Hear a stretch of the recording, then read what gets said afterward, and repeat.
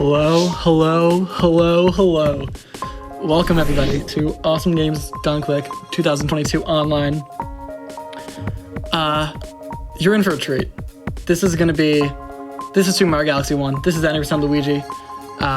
And yeah, let's not mess around. Let's get right into it. First, I want to introduce the runners real quick. On the top left, I believe it's the top left, we got Mr. Cloud Kirby, the one and only. He has running this game, I think, for the longest now. Absolute legend. Former 5 out of 5 world record holder. Top right, we got the one, the only HardcoreGaming 07. What can I say about Hardcore? He has 4 for 4, former 4 for 4 in Galaxy 2. Still has 3 of 4. Former 5 for 5 in Galaxy 1. Absolute legend. We got, in the bottom right, we got Tibs. Tibs, of course, very new, definitely the newest runner. But he has skyrocketed up the leaderboards faster than anyone can ever imagine. When the time that AGDQ accepted the run, he had a 227. He has a 219 now. So yeah, Tibs cracked. And in the bottom left, we've got Jhay. What can I say about Jhay that hasn't been said about Jhay? His Welsh, and he is the current world record holder in this category and in every category of this game, specifically on the Wii U version. And yeah, let's get right into it. But first, I want to introduce my co-commentator, Sailo93. Hello, Sailo. Hello. Sailo, would you like to count down these wonderful runners? For sure. Let's give a countdown. Let's start in 5, 4, 3, 2, 1, and go. All right. So right off the bat, you're gonna see that we're not playing as Mario. We're playing as Luigi. Yeah, you might have seen that we are playing Super Mario Galaxy, but where's Mario? Mario is nowhere to be seen. Yeah, we actually play Luigi. What is that about, Rox? Can you explain? Well, you see, Mario is kind of cringe, kind of slow, can't jump as high, is a little slower in general, and you have to watch an 8-minute cutscene before the run really starts. And you know, we're not about the slow cutscene watching life here. Well, actually, Mario's fun. Don't get me wrong, Mario's a fun category. But we're playing as Luigi here. Luigi's a lot faster pace, and we're gonna be starting with the first instance of gameplay, and this is the bunnies. Sally, would you like to explain the bunnies? Yeah, right into Gateway Galaxy here, and on this first planet, we have to catch these 3 bunnies. Kind of a tutorial to teach the player, walking around. Of course, all of these runners are already pretty good at doing that. But yeah, we're using the starbits to shoot the bunnies and stun them, and then get them very fast. But if you miss them, it can cost a lot of time, up to 10 seconds. Looks like Jhay, the first one, got all of them. Looks like Jay's the first one. Yep, looks like all of them had no problem. Pretty clean bunnies, That's good, because bunnies can be a pretty big choke point in the early game. A lot of runs don't really get past bunnies, but that's not where stuff ends at in Gateway. You might notice that 3 of the 4 runners are using 2 players. They have a second Wii remote on the screen. You may be wondering where that second Wii remote's from. You may be wondering, do they have a second person hidden under their desk? No, they're just holding 2 Wii remotes. Yep, so we've already seen it a bit in the interview. We talked about it quite a bit. Quite recently, many people have started using 2-player mode for this game, where we strap 2 remotes together and hold them in one hand to have 2 cursors on the screen, and this allows us to do multiple things. It makes starbit collection easier, which we'll get to in a bit later. It makes you able to stun certain enemies and hold certain objects, and most importantly, we have some new movement tech, which might come already into play in just a second. Yeah, after this first playthrough right here, we're just gonna be collecting starships we have a very distinct route so we can get them just a amount of time. We get the one furthest away from the launch star so we can get to it later. But up now, we have Gateway Skip. Silo, would you like to explain Gateway Skip? Yeah, Gateway Skip is a very precise trick. We only have a few frame window to get a mega triple jump, which is a very high triple jump. Oh, Jhay misses it. But Hardcore gets it. Jhay missing it. HardcoreGaming getting it though. Oh, Tibs missing it too. And I don't know if CK went for the 1P variant. I missed that, but it might look like it's not possible 1 player. It is very possible 1 player. It is just also very difficult. Yes, so And- we're seeing the first 2P movement used right here. When we do a homing ground pound, which is performed by shaking and then ground pounding, and then clicking no! the 2P cursor. What is happening? Oh, Hardcore got the jump but didn't get the homing ground pound. So basically you have, I think, a 2-frame window to jump after you land from the pipe to not talk to the Luma there. And you're able to do a homing ground pound and bounce off the Luma with a ton of speed. And you'll see Jhay attempt. Oh, Jhay doesn't get it either. The CK? Yep, but CK got it. Okay. But Mr. Kirby getting it. You can see, it's actually a 4-frame window to jump 4 frames. after exiting the pipe and skipping the dialogue entirely. They're saving around 10 seconds. Yep. And then we shake around this little Luma. Then we skip that text box, the Luma causes. Then we're gonna get the Grand Star. And it looks like Hardcore is the first out of Gateway. Yep, Pretty Hardcore clean. getting gateway skip. None of the other runners did get it, but Hardcore pulling into the lead Yeah. with the first star. Yeah, Tibs a little far behind now because he spent a couple of tries trying to get gateway skip. However, it's anyone's race. There's literally anyone can win this race. We just started. We still have a long time to go. So many tricks still coming up. So many potential time gains and time losses. So this is still anyone's race. This is only like maximum 20-second difference here. So not a problem at all. Absolutely not. But yeah. But now, so, go ahead. Yeah, now after we collect the first star, the first Grand Star out of Gateway Galaxy, we kind of just get introduced to the situation, arrive in the observatory, and Yeah, we get some hot lore. get some dialogue about the story, basically. Yeah, So we this get would be some time for some donations. yeah, exactly. Absolutely. I do also want to say we are so close to hitting 400K, so chat, please keep these donations coming. We have lots of love coming in for Galaxy as well. We have $1,000 from Leibniz, who says this race is one of the highlights of the week. Thanks to everyone involved in putting on this event during another challenging year. And we have $101 from Robe, who says Super Mario Galaxy hype! Good luck to all the runners. Looking forward to a great race. Luigi is best bro. Sorry, not sorry. Agree. I have to agree with you there. True. Especially in the speedrunning sense. And we have time for one more. Yeah, I'll just yeah, go ahead. Awesome. We have $100 from Mayo, who says, loving watching all these amazing games with great commentary and players. Great luck with the Super Mario Galaxy race. So, we're heading into the domes here. The first dome, Terrace. Notorious for, no one's ever able to get out of Terrace. And coming over here, the first, actual level, we got Good Egg 1. And the goal here is just to get to the end of the level as fast as we can, beat up the Dino Piranha, and profit. But We're gonna see the first few gravity skips here. We've already seen one in Gateway, but we're gonna see quite a few more throughout the run. And into Good Egg 1, we're gonna see quite a few. Right at the beginning, also a very interesting trick with a very interesting name. very interesting name. We call this the Amogus climb. If you look at the tower that we're about to climb, it looks like an Amogus character. It does. Oh, Hardcore missed the 2P jump there. Unfortunately. But yeah, it only saves a second to do this version where you just, wall jump off that. Hardcore having a little bit of trouble here. But, yep. You get getting it no problem. Mm-hmm. And so to talk about 2P a little bit, 2P can pause these boulders. So you can see Hardcore easily able to collect star bits through the boulders. And we're actually going to be collecting star bits throughout the course of this run because we need to, because some of the fastest levels in the run, fastest stars in the run, are the Hungry Luma ones. And the goal for this run is to get 60 stars and then beat Bowser for a total of 61 stars. And yeah, so some of those, go ahead. Yeah, we see the first skips here. If we look at the bottom left, Jhay doing a vine skip. Normally we have to kill that piranha plant, but we just do a triple jump and spin to skip to the next planet. And then right here,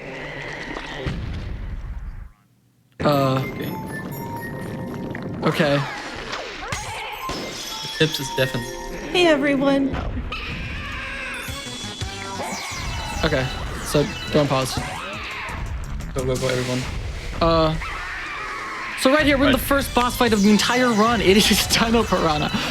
Basically, just have to do is hit the little bulby thing on the tail and then a bunch of times and then it dies. But yeah, you might say that these runners have a ton of star bits. Hardcore right now is like 107. Star bits are important in this run, like I was saying, because we need, I believe it's 1,400 throughout the entirety of the run to feed the Hungry Lumas to get some of the fastest stars in the game. And so you're actually going to see... Oh, go ahead. One important milestone is we need 400 star bits until we get to Slingport in the Fountain Dome, which is actually quite soon already. So that is about the route we were talking about in the interview. So especially CK, who's using one-player mode, is going to have a bit more trouble collecting those 400 star bits until then, but I'm sure he's going to make it. Oh, yeah. And there's actually going to be a little bit of a route change coming up soon, or a route difference, I should say, between the two styles of runs, 1P and 2P. And we'll get into that when we get there. It's coming up fairly shortly. But I don't know if any of the runners are going to go for it. Right here with Polari, you can do this little cutscene skip. So would you like to explain that? Oh, yeah, for sure. With the implementation of 2P strats, we've also found that if you hold the Luma here and shoot them at the same time with the bits, we can skip a small animation, which stays around 0.5 seconds, which is obviously worth in PB attempts, but it actually has a slight chance to crash your console, so none of the runners actually went for it here. Yeah. Because we don't want that. So anyway, we're in Good Egg 2 now. Good Egg 2 is fairly simple, fairly simpler with 2 players because the goal is to collect 100 starbits to feed the Hungry Luma at the very end of the level. So right here, like, Hardcore's 4 seconds into the level, he already has 70 starbits. He's gonna be doing this thing where he just 2P jumps right into the Luma. You're gonna see CK doing something similar, but not quite, where he's gonna be doing this Luma bounce, where he homing ground pounds off of this Luma right into the launch star, and it looks really cool. He nails it, of course. Amazing strats, amazing performance already in the first few stars. Yeah. So as you can see, Good Egg 2, this star is basically the tutorial for starbit collection. We want to collect 100 starbits by a Hungry Luma, regardless of its level. And yeah, we collect a lot of starbits at the same time, especially in 2P. We can basically get to the Hungry Luma without making any like extra cycles or something. Yep. And right now, it looks like Hardcore's in the lead by a little bit, but that can change very easily because right here in this next planet, oh, not this next planet. I forgot this planet existed. This planet's pretty cool. There's a lot of 2P jumps you do, a lot of backflips. It actually appears in Yoshi Star 1 and Galaxy 2. There's your fun fact of the day. Was it actually the same planet? It's the same layout. I think like the enemy placement and stuff. It looks similar, yeah, but it didn't look the same. Yeah, I'm pretty sure. I think the proportions are a bit different. Yeah, it's definitely similar. But on this planet right there that Hardcore just landed on, he's going to be going for this little bit of a cycle skip, as you can call it, in this little inside area right here. There's this little barrier that goes down, and Hardcore's going for it. Oh my God, he bumped inside of it. He barely got it. Holy crap! He barely made it. That was way too close. Yep, if you don't... It looks like CK and Jhay are coming up to it next. I believe Jhay gets it. And CK unfortunately wasn't able to get it. Just wait for the next cycle. Yeah. But Tibs able to pull ahead of CK, able to get that cycle skip. Nice job, Tibs. All right, and you can just long jump to the star, and you can get it. You don't have to get the pulse star chips. Yep. So Hardcore in the lead, Jhay in second, Tibs in third, but yeah, actually CK and Tibs race. Basically synced. They're basically synced, yeah. But right here, we're gonna see our first route change of the run. You're gonna see CK, Cloud Kirby heading into Good Egg 3, while the rest of the run is gonna be heading to Honey Hive 1. And the reason for this is what we explained earlier, is because of Starbit collection. As a replacement for Good Egg 3, the 2P runners are gonna be using Loop Loop Galaxy, because it's a little bit faster, and you can get a little bit more Starbits from there. Or you get less Starbits. With 1P, you don't get any. But you're able to collect starbits with the 2P cursor. If you don't remember what we do in Loop Loop, it's basically that mini game where we we ride this track on a manta ray, and there are a bunch of starbits. There's a bunch of starbits you can collect in the level itself, but you can actually collect them in one-player mode because your one-player cursor disappears while you do the minigame. But with 2-player mode, the 2-player cursor actually is still on the screen. So you can do the race while collecting the star bits. So right now, That's what Hardcore's doing? Why is Hardcore on a tree? Oh no! He's going the wrong way. What is he doing? This is Honey Hive 1 skip. Basically, you know how you have to get the bee mushroom, walk around the entire world, climb a bunch of flowers, and get the star chips on like Lady Bee? Yeah, we say no to that. Oh, Hardcore's struggling hardcore there, no pun intended. But Jhay getting it first try. We're able to jump from one tree to the other and then do what we call slope jumps, which is like a little exploit that we do to exploit how the slopes were created in this game. And did Hardcore get it? Nintendo didn't want you to actually climb up the slopes, but yeah, they made a really bad job. And you can just hold down in the direction of the slope and jump and then spin backwards and climb the slope pretty easily. Tibs catching up to Jhay there. Yeah. Tibs kind of popping off, not gonna lie. Tibs coming up to first down. It's hard to compare against CK. We won't know until after Loop-de-Loop for the 2P runners where they all are. But yeah, CK in the Caliente fight. And Hardcore finally ended up getting Honey Hive 1 skip, so good on him. Hardcore had a bit of trouble, got a third try, I think. Not a problem, is lose about a minute to the other runners, but no big deal. Definitely still faster than going all the way around, getting all the star chips on the Queen Bee, going through that cutscene, using the bee mushroom. We used the bee mushroom, I think, a total of once.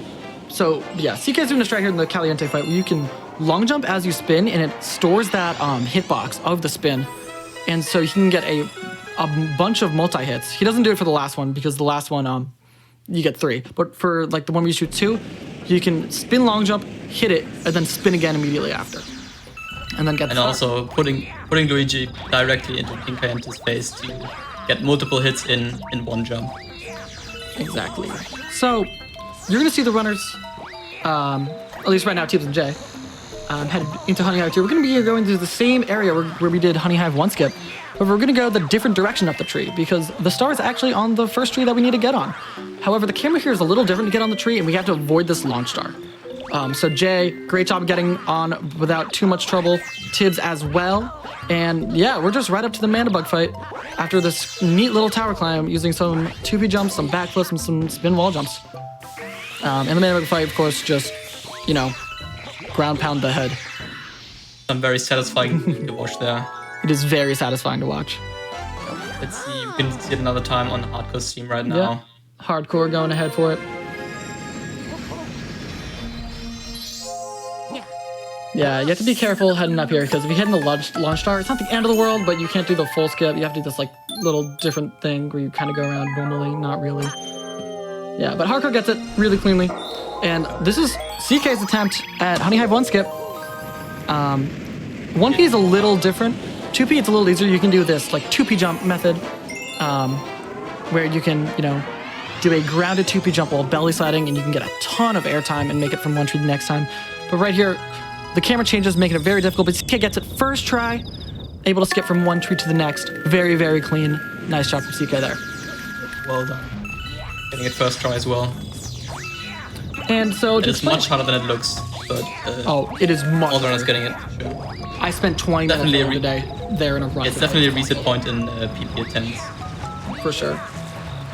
And so, yeah, to explain 2P and why it's important, it's not just important for Starbit collection, it's important because we can do something called 2P jumps. Basically, if you do a spin pound, which is where you spin and then press Z to do like a homing ground pound, you have 6 frames to click on Luigi with the 2P cursor, and you get a jump just like Jhay did right there. This is called B-less. Basically, you don't get a B and you head into the fight with Bugaboom. But yeah, and Tibs does a great job nailing them as well. So great job to both of them. Yep. You can just missing one 2D jump is very easy. You can just miss one input and you basically jump on the abyss. Yeah. And can lose a lot of time, but both runners getting in there. Let's see how Hardcore does. Yep, but exactly. There's also something you can do 2P called a grounded 2P jump, which is actually not this one is intended by Nintendo. The mid-air 2P jump was not intended. The grounded 2P jump, if you press A on the second controller, then A on the jump button on the one-player controller, you get this super high jump. I believe it's about as high, if not higher, than a backflip. But it's incredibly useful in a bunch of situations, and you can like use it in the bee mushroom, and like you get a ton of height. But yeah, super clean fight from Jhay there. and as well as Tibs. Hardcore on it right now, getting a first phase really clean. And we already see some different Starbit collection on CK's screen. We see him use the pointer to like point at some bushes and get some Starbits out of those, because the Starbit collection route is much more tight on the Wimpy route. Getting every Starbit can. Yeah. CK also not doing the Buggaboom fight. Getting it no problem. Or the Mana Bug fight, yeah. Hell yeah. Alright, but right here we have Loop-de-Loop. This is where the 2P route change comes in. Because I don't know if they're going to be going for it, but there's a skip you can do called Tutorial Skip. Sailo, would you like to explain Tutorial Skip? Yeah, for sure. So after you talk to this penguin, there's a 2-frame window to jump off the manta ray. And afterwards, after we jump off, we basically time a death right when the tutorial ends. And then when we go back to the penguin and talk to him again, we can press no and we get right back into the race, which skips having to, go to the race start like Jay's doing right now. Yeah. And unfortunately, Jhay and Tibs both not getting it. Let's see if Hardcore goes. Yeah, they might not go for it because it has a pretty decently high chance of crashing. But place your bets. It's the loop race. A good time for these runners is around a 56, 57 second time. Yeah, get your guesses in. If you win, congrats. This is something we usually do in the SMU community. We always do some race bets. Which time you're gonna get. You can get some guesses in the chat right now. Get some 56 or 57 times, but make sure 57 flat. 57 flat. Yeah. Okay. I'm gonna say 57.05. All right. There's a couple of last digits you can't get. I believe it's 2, 4, 7, and 9. Right. Exactly. If you want to guess, sorry, don't make your guesses end with 2, 4, 7 or 9, because the race actually can't end on that time due to like frames. Yeah. But Jhay finishing 56.75. Congratulations to everyone who got that. Jhay finishing. I don't know if it. Yeah. Tibs coming up to the end here. I guess something to explain on CK's side is that he does this fight with the bee mushroom, at least to start, because he needs it. 56.85 on Tibs, saving 0.1 there. Hardcore coming up to the end of the loop. And yeah, that was a really clean Honey Hive 3 from CK as well. For sure. Jay's in the lead right now, Tibs closely behind, and it's Hardcore. Actually, we don't know for sure. Maybe then actually CK is Hardcore. CK's ahead of Hardcore.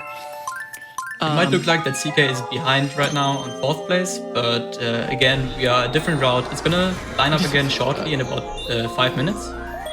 56.65 from Hardcore on the loop time, by the way. Yeah, getting 356 is very good time. Yep. All right, so we're getting to Flip Swap. Flip Switch. Flip Swap's Galaxy 2. Flip Switch is a very short, it's pretty technical level for how short it is. Basically, what you got to do is you land on the switches and you make them yellow. And we do it in a set order because of like how cycles work. And yeah, 2Ps are very useful in this level because you can freeze the little red thingies, the platforms that move around with the spikes inside of them. And yeah, just like that. Some movement for sure. Yeah, just like that. It's done. With these laser beams, we have the laser bars moving around in a cycle, and also those platforms with spikes, so it's pretty tight movement for sure. Exactly. And if you mess up at all, it can go very wrong. Yeah. What? Yep. Very clean from Jhay and Tibs. And CK as well. Yeah, now actually the stars line up again after Flip Switch. Exactly. Now we can see that CK and Tibs are almost tied. Jay's in the lead and Hardcore is on 4th place right now. Who do you got winning this race, Sailo? Who wins this race? Who wins this race, in your opinion? It's hard to say. Of course, Jhay, the current 5 out of 5 world record holder, is still on the grind, improving every world record he can, playing every day, being very consistent. I think I'm gonna bet on Jhay. You can bet on Jhay? Alright, I'm sure he's very happy to hear that. I'm not. Oh yeah, he's smiling. He's smiling. Yeah, he's smiling at the webcam. Dude. Okay, I need to lower his ego a little bit. But first off, he's got the mega leg. He's gonna do this little triple jump. Boom! He's in the gravity field of the fight. How does that work? Well, very simply, mega leg is very large, and because of that, the gravity of mega leg is also very large. So you can just do a backflip, 2B jump into that planet, or as CK's gonna do, a triple jump into that planet. And you can skip the entire first phase where I think you have to lure Bullet Bill. Yeah, you have CK to first do a try. purple into like a cage, which spawns a launch star, which brings you to the fight, but And then we have to as long Autist jump. Dome, we don't do that. Yeah, then we have to long jump to the cutscene trigger, and then cutscene starts. And we can very much cheese this fight. Basically, we long jump instantly to get on the leg, and yeah, so. And what we're gonna be doing is just long jumping up, but then you're supposed to like break this like cage of him, and then like break some fences, and then break the star. But yeah, we don't do that. We just break the cage, and then you see Jay long jumping back to grab a star here, or not a star, a bullet here. Second bullet, Yep. yeah. And we just, turn around, backflip, hit the thing, launch star, or grand star. Easy as that. Very easy. But yeah, as I was saying earlier, I'm betting on the underdog. I think Tibs got this. Tib has been on the grind. He's mostly known for his Mario proficiency, but then he got accepted into AGDQ and was like, oh my god, I can play Luigi now. And then he got insanely good at Luigi PvP by like 8 minutes since the run was accepted like 3 months ago. Tibs is incredible. Make sure you follow all these Tibs. runners. Yeah. Yeah, for sure. Tibs has been improving so fast. It's actually insane. Tibs literally the most for Jay, to be honest. But underrated speedrunner of all time. I'm calling it now. All right, but yeah, we got a grand star here. We're gonna be heading into the next zone, but first, I think we have time for a couple of donations. Awesome. We have so many donations coming in. Era donates $5 and says, $5 train to get to 400,000. We're so close. And we are. I don't know if you're looking at that number, but I am, and it is incredibly close. Please, everyone, keep those donations coming in. Let's get it by the end of Fountain. Let's get it by the end of Fountain. Let's go, team. We also have $100 from Seekin, who says, finally, I have some funds that I can use for a great cause. My ex-girlfriend's mother got cancer and is thankfully in recovery, but it made my eyes all the more open for the importance in this cause. I will donate an extra $5 for every donation read during Super Mario Galaxy. Oh, God. So, I'm going to do my best here. Oh, are we just not gonna talk? All right. I'm going to speedrun real quick. We have $10 from Uberman Andrew, no comment, but thank you for your donation. We have $5 from Trevor, no comment, but thank you for your donation. We have $50 from Adam, who says, go green Mario. We have $100 from Sierra's Oasis, who says, comment, no comment. And we have $100 from Z, no comment, but thank you very much. Whew, okay, hopefully that helps. All right. Well, we'll do our best to get more donation breaks, and then I guess $5 per donation. If we're going that fast. Did we hit 400,000? I think we hit 400,000. Oh my goodness, we did! Congratulations, everyone! We have raised over $400,000 for the Prevent Cancer Foundation. We are only on day 2 of this marathon. This is incredible. Thank you so much, everyone, for your support. Yeah. All right, but after. We got Space Junk 1. Right. This level is notorious. So, would you like to explain the notorieties of Space Junk 1? Of course. So, quite a while ago, there was a skip found in this level, which is Jay performing right now. Gets it first try. Yeah. We basically, it's Space Junk 1 skip, and we basically use these pull stars to pull Luigi in a specific angle and direction, and also facing a specific direction because we have. Oh, Tibs gets the first try too. Yeah, we haven't really talked about this yet, but Luigi gets a lot more momentum mid-air while being backwards. So we gotta put... CK getting it first try too. Yeah, CK getting it well. We don't even have time to explain it, but... yeah, we're setting up Luigi in a specific facing direction and angle to basically let him fly through the whole level. Real quick, CK doing something called Sludgy Hop. Basically, we do a mega triple jump using the tilt of the planet. A tilt is really hard to explain. Basically, it's dependent on like how Luigi's like on a platform and like the gravity and like how he's like facing. And there's a lot that goes into it. It's very complicated. It's just one of those things that just know it exists, but you don't have to understand how it works because know what it does. But yeah, that was an incredibly clean Space Junk 1 from literally everybody. Yeah, this is not expected at all. That level goes horrendously. It runs. Yeah, so here hitting all four for four, getting great Space Junk 1s. That's incredible. So let's go everybody. Sure. Now heading into Space Chunk 2, something really interesting we have to explain for this level.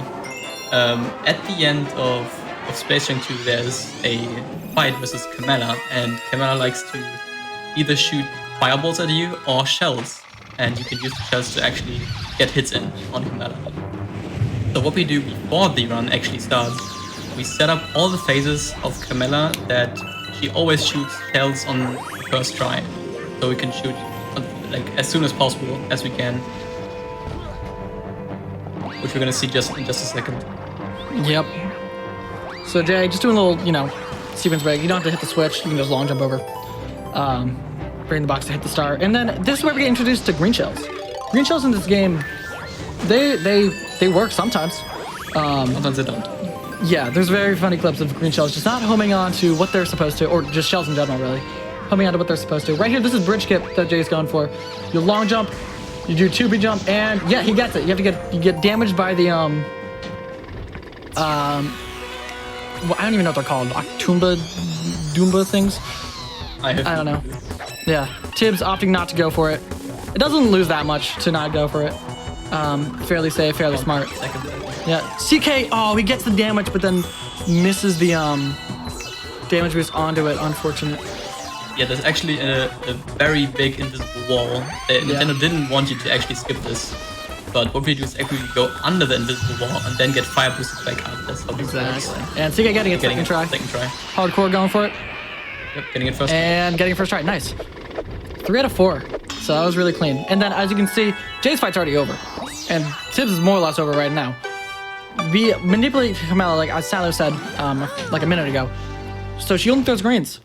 And because we don't want her throwing fireballs, because that's just another cycle of just not doing anything. So yeah, that was a great find, a really awesome find. Yeah, we used to think that was just RNG, but it turned out it isn't. We can just manipulate it to always be green shells. But here we are, already finishing Space Chunk 2. Yeah. Heading into Space Chunk 3, not too much going on. It introduces us to the sling pods and how they work, and we'll get into sling pods and their relevancy later on, won't we? Basically in just a second after the level. Yeah, I guess we can fit in a real quick donation or two. Yep. Well, we can definitely do it. There's a lot of support coming through for our runners. We have $50 from Ninshado, who says, been watching since 2015. First time donating, gotta support my good friend Jay from Wales, as he inevitably chokes Bullion in his Super Mario Galaxy speedrun. All right, what's up, Nin? Let's go, Nin. Shouts to Nin. Right here. Right here, you just saw Jay do thumbs up. Oh no, that was so bad timing. I'm sorry, I jinxed it. We have $10 from Anonymous, who says, I will eat all of the construction foam. Greetings to Hardcore Gaming. Please, chat, do not take medical advice on what you should or should not eat from random donations during this event. That's just my disclaimer. We are not responsible for what you eat during this event. I had mac and cheese today. That's what I recommend. Anyway. That sounds like a good one. One more fast one? Yeah, go ahead. We have $25 from Volantis, who says, finally time for the SMG race. Let's go Wales! Shouts to Volantis. Yeah, shouts to Volantis, GG, and Ninshado. 2 common members of the community. But yeah, basically what you saw the runners do there, they kind of just like clipped through a floor and got into the launch star. If you just match Z, you can break through that glass and get to the launch star. It's really cool. Right here, we have the Spider-Man fight. I don't know what this guy's called. I always forget the name as well. I'm calling it Spider-Man. But basically, Jay nailing Toad shot. Basically, you can use the Toad stuck on the the sling pod, and sling it into the backside as soon as that second phase starts, and you're able to skip that, do a really cool fast thing, and now Spider-Man's dead. I can't believe we killed it. There really wasn't a way home. Wow. No, we killed Spider-Man. I can't believe we killed so Spider-Man. Oh my god. Why did we do that? How could we kill Spider-Man? Alright. But Because he's Toad straight again really clean on fight. this side, working Yeah, nice shot for CK there. Hardcore as well? Looks like it's gonna hit. Yeah, for sure, right? Yeah. Oh. Yep, it does. 3 for 4. Yeah, 3 for 4. Let's go. I don't know. I think Tibs got it. Tibs got it too. I think 4 for 4. 4 for 4. Let's go. That's a very hard strat, actually. That's a really difficult. But right now, It's everybody's favorite level, the Sling Pod. And oh boy. So you need to make sure you have 400 star bits going into Sling Pod. That's why star bit collecting was crucial. Jay only had 29 left before he had to the level.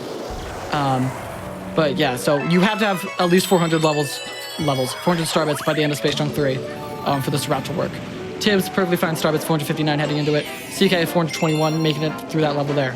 But Sling Pod, as a wise man once told me, Sling Pod is like life. It sucks. Okay. Sling Pod is, especially in a speedrun sense, basically you have to do these precise angles on these little sling pod things where you just like angle them back and then shoot them forward. And we also have to do that while going really fast because obviously we're speedrunning, we're going fast. We have a lot of cycles with bombs here and fire bars later in the level. Yeah, as well as like the perfect cycle. Yeah. Hitting the bomb there, but not a big deal. Waiting for the fire cycles, and then the sling pods, even if you're just a tiny amount of an angle off, you can completely get shot in the wrong direction and miss the next sling pod, and it's horrible for speedruns. Yeah, that was a really clean sling pod from Jay though. Tibs now in the sling pod. Now coming up for the exciting part. The next level is Battle Rock 1. Oh, get your predictions in for Broob. So we've talked about this in the interview as well. The runners have talked about this. It is a hard spread, is a amazing spread to look at, and it's also saves a lot of time. It's frame perfect and saves around 25 seconds. It's Battle Rock out of bounds. Basically, Battle Rock 1 is just one whole auto scroller, but we are able to actually skip it with a frame perfect triple jump. With the frame and perfect. Not to add any pressure to the runners or anything, but I have a couple donations that will donate extra if the runners are getting the tricks in this level. Go ahead. We have $5 from Platty, who says, "Hello runners and GDQ. As a Galaxy runner myself, I am more than excited to see this game on the big stage. Also, as promised earlier, I will donate $5 per Broob and an extra $50 if Jay gets world record this run. Jay's not getting world record this run. Best of luck to all the runners and commentators, and here's to raising money for a great cause."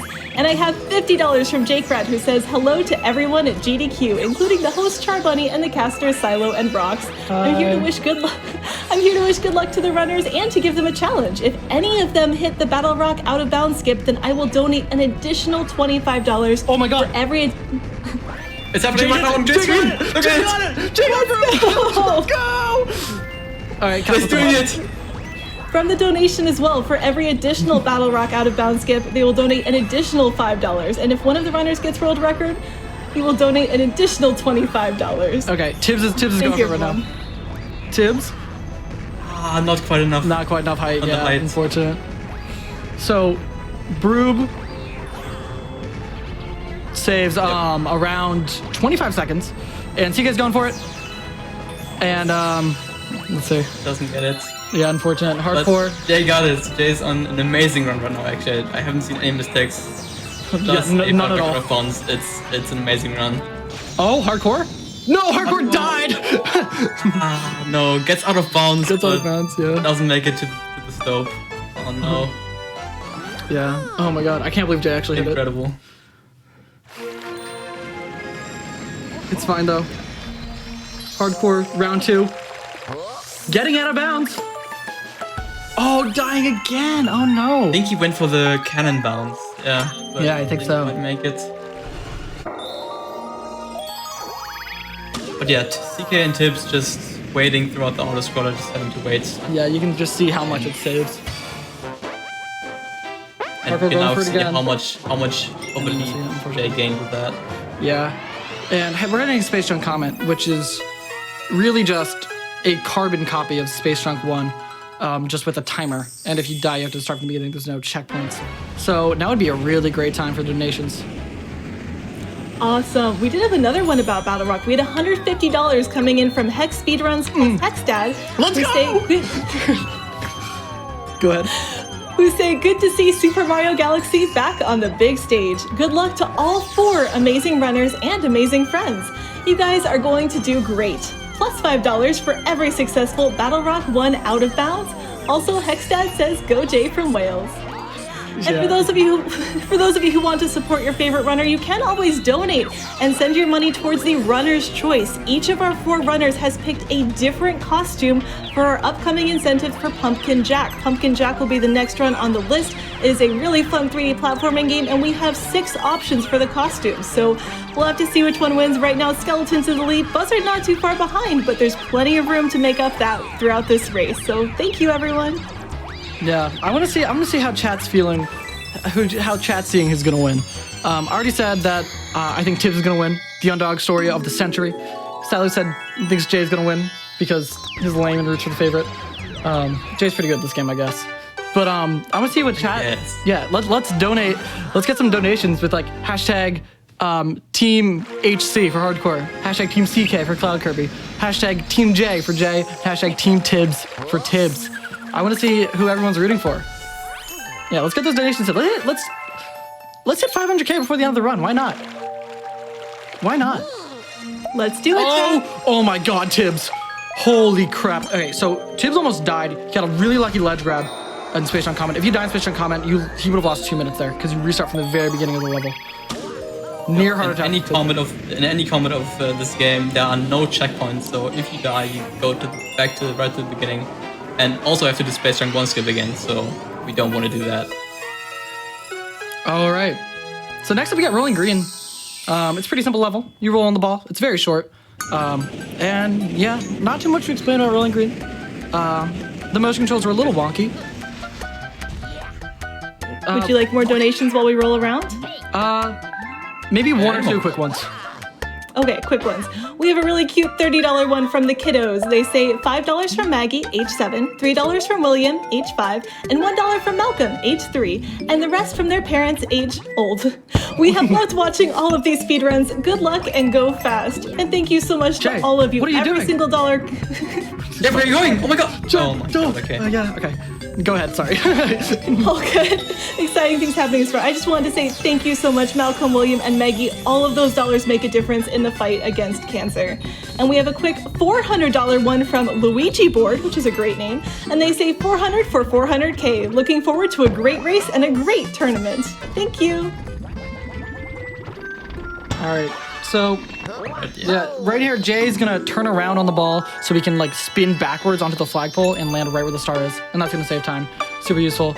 Tibs doing the ball rolling. You can see his grip now, very focused. And where's he going? Why did he just jump off the edge? Oh, because there's a little 2-second time saver there if you land on the rail. That's why. Yep, this is what we call race. No, it's not race skip. It's basically just a small shortcut onto the rail. We don't have to. Oh, Seeker going for the race skip though. Not getting the second jump. Oh my God, that's a very hard advanced version of that strat, where we skip the rail entirely, but it's very precise. Very precise. Let's see if Seeker goes for it again. No, opted not to. Doesn't look like it. Yeah. Fair enough. Fair enough. All right. And so we're heading into the first Bowser level. It'd be a shame if they died here, Eric. You already if you die in this level, you lose minutes actually. You because die it's, in real life. Mess you up so badly. Exactly. Yeah. And what's Jay doing? Why did he just back it off the edge? Jay. Oh Jay, my God, Jay. What are you doing, Jay? Oh my God. Oh wait, he respawned here. Never mind, it worked. What?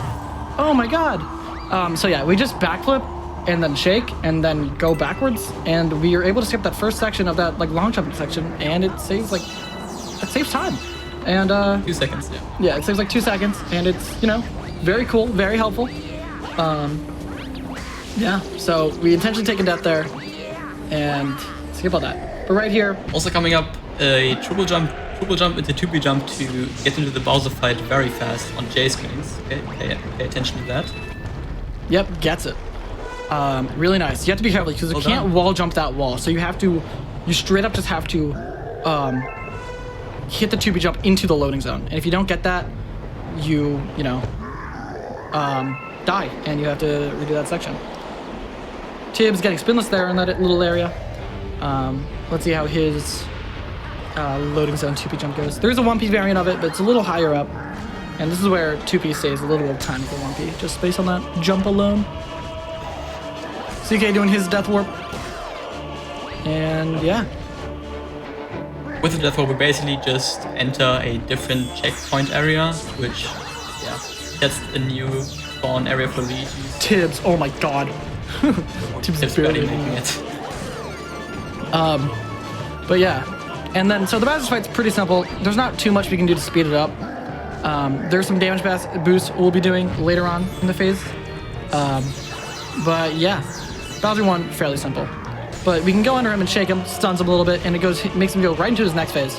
But after he hits the lava, you just gotta, hit him, and then spin him, and then shake him, and then profit, win. So yeah. I guess now would be another great time for donations. Exactly. Oh, good. We have more donations. I'm going to start off with this $5 one from Bear Grifter, who says, I'm just saying, if everyone in Twitch chat donated a single lonely dollar, we would be close to breaking $500,000 on Monday. Additionally, I'm going to join in with the other donator, and I will donate $5 for every donation read during this run after this run is read. So I hope you're ready, because here comes speedrunning reading donations time again. We have $100 from Ride and Fallen, no comment, but thank you very much. We have $5 from Derek, no comment, but thank you very much. We have $50 from Axios, no comment, but thank you very much. We have $100 from the WB, who has no comment, but says, to you, thank you very much. We have $25 from Varus, no comment, but thank you very much. We have $250 from Anonymous, no comment, but thank you very much. And we have $100 from Anonymous, no comment, but thank you very much. You can keep going. Has to be at least 10. You can keep going. I'm trying. We also have a lot of people following up on their promises to donate for those tricks. Hex Speedruns plus Hexdad donate $5 and says, I'm out of my word, Jay. That was sick. See you again at Battle Rock L. We also have... by the way, we just happen to have a $10,000 donation from the Sasquatch who sells pants saying, simply, that out-of-bounds strat was really cool. So thank you for showing that off. That was awesome. Oh my god. Jake, I know, right? We also have the $25 as promised from Jake Rat, who says, as promised in my previous donation comment, $25 for one brew. One more chance, runners. How much more can you get? So thank you, everyone. You are all being so incredibly generous during this run. Really appreciate it. Please keep those donations coming. Keep them coming. Like that person said, just $1 from all of you? One singular dollar to an amazing cause? Exactly. That's a lot of money. Yeah. As I already said, we have a second chance actually of the Bedrock out of bounds skip later in the run, in about 20 minutes, I would say. Yeah. Just have to get through the kitchen dome, and then we can have a second chance. So everyone who maybe wants to join in on the donation train for a successful Bedrock out of bounds, go ahead. Go ahead, go for it. All right, but we got Beach Bowl coming up. And Beach Bowl's a very interesting level. You have to go underwater, get the star chips. But we're not going to do any of that because that is really slow and really lame. So what we're going to do is Jay's going to be long jumping up here. He's going to be doing triple jump up this wall, doing 2B jump up, doing another triple jump into another 2B jump, getting up, and boom, level's over. Yep, that is definitely not what Nintendo intended you to do. Usually we have to go in the water section, select 5 star chips to spawn a Sling Star, press multiple buttons to climb up the mountain, but yeah. Speedrunners don't do all that. That's pretty slow. Yeah, no. Yeah. And so there is a 1P variant, of course. There's always a 1P variant. But it tends to be a lot harder. This one is no exception because it is tilt-based. And like we said, tilt is incredibly finicky. Let's see how CK does when he gets there. But Tibs right now, just going. Long jump, backflip, 2B jump, nails it. Perfect. Yep. So we're heading into Beach Bowl 2. This is a very, very, very simple level. It's one of the shortest in the run in terms of like levels. But really, we definitely have one shortest level that we'll see later. Yes, I think this is the one of the shorter ones that's like not a secret level. Yeah, that is true. Yeah. But basically, what we do in Beach Bowl 2 is we talk to this penguin. He basically says, "Yeah, I need the golden shell back. Where's the golden shell?" So we basically just fight down these penguins swimming around in the water, and yeah, it's already done. Jay already brought back the golden shell, and we get it stuff. Yeah, swimming in this game is actually pretty notable to note. That was redundant.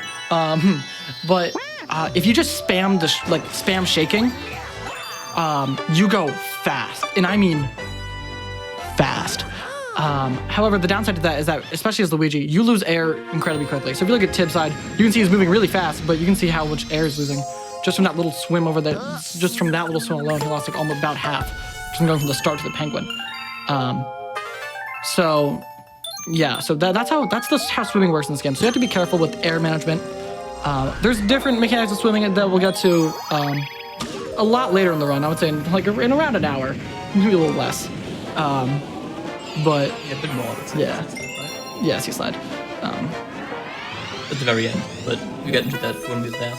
Yeah, but as of now, just shake, spam shake, and go fast. But right here, But Jhay, yeah, now going into Beach Ball 3, and I think this is a pretty iconic skip. Has been around for quite a long while. yep, Where first we traverse this level, get a shell, and break open this secret cave. Get to a different planet with the stone cyclone part of the planet. By the way, also Galaxy and Galaxy 2, they just copied it from this game. they did. It's a lot better in Galaxy 2.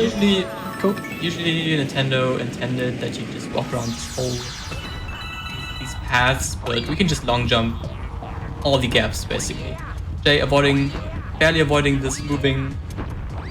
I don't know what they're even called. You know? Tox boxes. They're called tox boxes. Tox boxes, Right here, yeah. Jay is doing this. You just kind of long jump. You have to hold a very specific angle and wall jump at a very specific part of the wall, and he gets it. It's a nice job.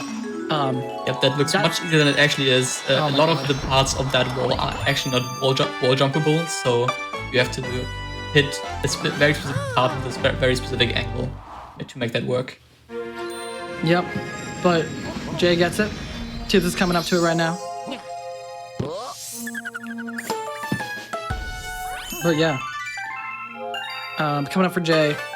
Peaceful Secret, I believe. Well, that's a bit later. No, wait, it's Ghost Lake, right? It's Bubble Breeze. Yeah, it's Bubble Breeze. I know the with, route. Bubble Breeze with one of the, I think, biggest skips. Not the hardest, but the biggest skip on the run. Sure. These like the beach ball skip that we just saw Tibs doing. I think those save around like 15 seconds maybe. But there's a very big skip at this level which saves around, I think it's gotta be 2 minutes. It's like a minute and a half, I think.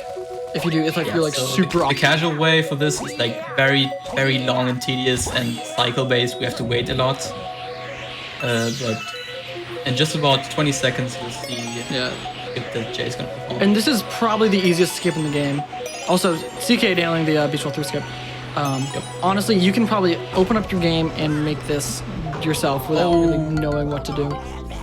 Oh, Jay getting bubble breezed. That's not the Jay just running into a stone pillar and getting bounced into the spike bomb. Very unfortunate time loss there. Yeah. All of a sudden, Tibs is very close again. Yeah, that's an unfortunate mistake. Not the most common mistake. But yeah, the bubble movement. All these runners are trying to go incredibly fast, like pushing the bubble as close to the I promise that it was not the skip.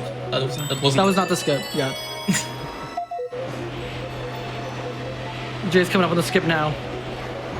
He's able to make it to the first section. I know it's hard to believe. Starbuds on the way. But yeah, you backflip, you spin, you land on some invisible platform, you long jump to the star. That's it. It's actually quite easy. Tibs, boom, long jump. Yep. And Tibs just around 10 seconds behind. Very close race. PK with very good race so far. I would say 20 seconds, 30 seconds. Yeah, something like that. In hardcore, around like 10 seconds behind them. Yeah. So I think all races are separated by like a minute and a half or less. Like they're all in the same like galaxy. So this race is incredibly close so far, and still anyone's game. Still a lot of super difficult tricks coming up. You definitely don't want to miss it. But yep, Tibs and oh yeah, CK getting it too. Skip, getting it as well. But right now, now we do Beautiful Secret. This is another cool level. We're gonna be implementing some really cool strats. Both 1P and 2P are gonna be doing some, different variants. Honestly, I prefer the 1P version here. quite a lot more difficult actually. No, it's also a little.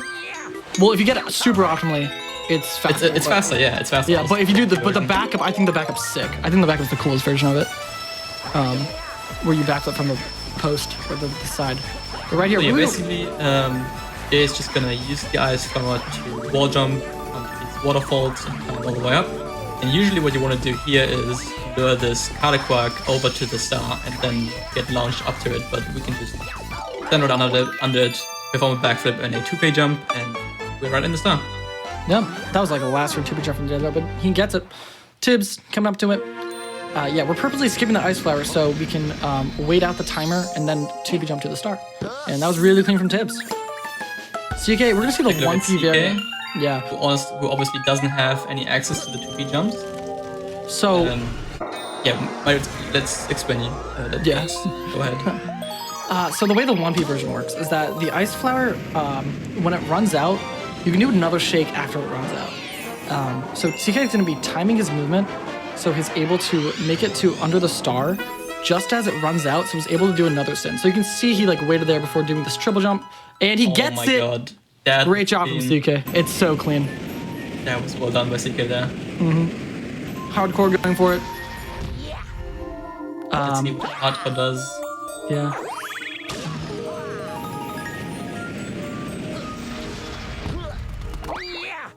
Yep, looks like he's going for 1P. Version. Yeah. Yep. And I mean, it's too early, little too, yeah. But backing up with 2P, no problem. Yep.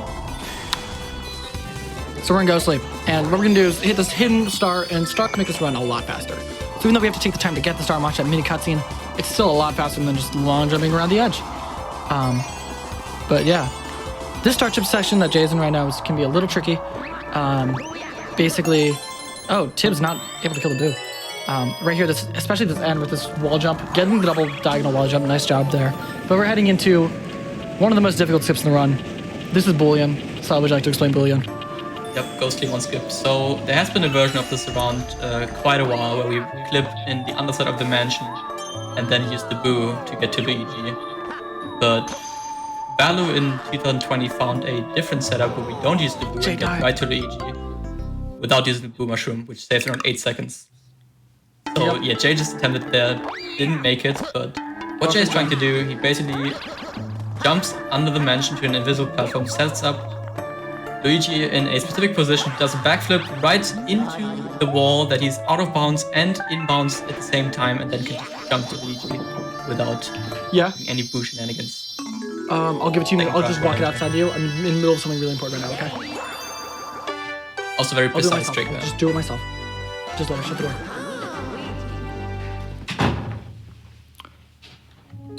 While we're going through this castle, do we have time for some donations? We're getting a lot of support for each of the runners in the race. Let's see how CK does. Okay, first I want to see how CK does Boolean real quick. Because sounds good. Yeah, just because this is a really difficult trick. So, you know, seeing all the runners hit it would be really cool. CK hitting it first try, nice job. You saw Tibs just do the regular mansion clip. And let's see what Hardcore does. Going for Boolean. And lining up the backflip. And getting it. Yeah, nice job. And so right now we have a very simple level. It's sweet. It's really just a long jump simulator. So yeah, then that would be a perfect time for donations. Awesome. Thank you everyone for donating in support of these runners. They're all doing a fantastic job. We have $25 from Anonymous who says, #Team Jay, the Welsh Warrior, race to 500K. We have $5 from Clueless Meg who says, Go Jay from Wales. We have $5 from Peachy who says, Go Tibs, #Team Tibs. Team Tibs. We have $25 from Marco who says, #Team Jay. We have $15 from Eloise Momo who says, #Team CK. Us Kirby fans need to stick together. We have $10 from Jimmy Noodles who says, #Team CK. Let's go Pollo. And we have $5 from Miss Maddie J who says, #Team Tibs. Thank you so much, everyone. No love for Hardcore. That's unfortunate. Can we get some Team Hardcores in the chat? Hardcore's a legend, okay. Hardcore got the first ever sub 9-hour time in Galaxy 2, 242 stars. And almost held all 9 out of 9 records in SMG1 and SMG2 at the same time. Before some Welsh guy came around and stole it. Imagine. Yeah, but yeah, all these owners are actually insane. Make sure you support all of them. Go give them a follow over at Twitch, twitch.tv/Jhay, Jhay, HardcoreGaming 07, Mr. Cloud Kirby, and Tibs 1. They're all incredible people, incredible friends, and incredible speedrunners, and as well as incredible streamers. So go give them all a follow and go support them. They're all amazing. I promise you that. But yeah, that was Sweet. As you can see, it's pretty simple. You just long jump. Just long jump and long jump. This is the level that most Galaxy like speedruns are known for. Everyone's like, oh my god, Galaxy, all you do is long jump, and they just point to Sweet. Yeah, that's Sweet. But not this game. Yeah, we've already seen interesting stuff going on as we speedrun. A lot more cool stuff. This was the second Hungry Luma on the run. We talked about this earlier. We already did Slingpot earlier, which cost 400 star bits, and same for Sweet 100 star bits. And there's one more Hungry Luma we're gonna do at the very end of the run. It's gonna cost 600 star bits. So until then, the runners are gonna collect those star bits throughout the run. Yeah, and so Jhay just did a star, by the way. Oh yeah. Yeah, that was good, Egg Luigi. So we talked to Luigi before heading to Sweet, because that toggles the Luigi missions on. Or I guess that's not the right way to say it, but it starts Luigi going on trips around the world, around the galaxy, around the universe to collect stars that we might have missed. But he gets stuck in a house and we have to go save him. So that's what we do, and that's what we did. But yeah, that is the shortest star on the run. I believe at like 55 seconds? 56 seconds? Yep, 55 seconds. All right. Very fast. And right here, in this second terrace visit, this is the start of the comet cycle. And this is what the entire route is based upon. The routing cycle in this game, the comet cycle in this game is based on a whole lot of different things that are incredibly technical, but it's routed around what comets show up when and where you are on the world map. And this is Honey Hive Comet. It's a Cosmic Clones race. This type of comet, you just gotta race this little Shadow Luigi dude and, win. But we're gonna be doing a little bit of a shortcut. Jhay is going for it right now. He's going around the back roads, wall jumping. Oh no, he turned around. You don't want to touch that wall, otherwise. Backwards momentum is incredibly important in this game, as it is with most Mario games, where if you spin and go backwards, you get a ton of speed. And that is what Jhay is trying to do. Tibs opting to do the safer strat by just falling off a little earlier. Doesn't lose that much time and is able to get it and pulls ahead. Tibbs is the lead. And getting Jhay, getting a second try. That was very close. You're also going for it right now? Yep, CK. Looks good. Oh, perfect. Nice. CK getting it. That is incredibly difficult to perform. And with that death, this race just got a lot closer. Yep. Yeah, and so Hardcore. CK, Tibs, and Jhay almost in sync, and Hardcore just close. 15 seconds behind. Yeah. But missing the strat. Unfortunate. Hate to see it. You really do hate to see it. It's really unfortunate. It's a very difficult strat. There's a very small room where you can land on and able to jump and go back. You really gotta use all the backwards momentum you have and spin at the perfect time to make it to the platform. Exactly. It's Hardcore getting it though. Hardcore getting a second try. Nice job. But right here, we're hitting into Beach Bowl Comet. Oh boy, Beach Bowl Comet. You remember Beach Bowl 3 from 20 minutes ago? This is the same thing, but less. Because we start riding the stone cyclones. The foes are faster. Basically just doesn't really box matter. Boxes and the thwomps are faster, but that's it. It doesn't make the trick any harder, so I think we have some time for donations here. Yep. Awesome. It looks like we've had multiple donation trains going on throughout all of this, by the way. Love to see it. We have $25 from Cappy Pappy, who says $1 per person on the train. I'll cover 24 of you other beautiful viewers. Choo choo. And we have $100 from Surreptitious Sneak, who says, here's 100 ones for anyone who may want to contribute to the $1 per chat number but can't for one reason or another. Keep up the great ones, everyone, and thank you for supporting such an amazing cause. And we have $111.11 from Wolfadex saying, hopping aboard the $1 train. Am I doing this right? I think you're doing a great job. And we have $11 from Words Here, who says, I can't give $1. Guess I'll have to round up to 11. You know, the math makes sense on that. I think that works out. Yeah, right? That's what I was taught.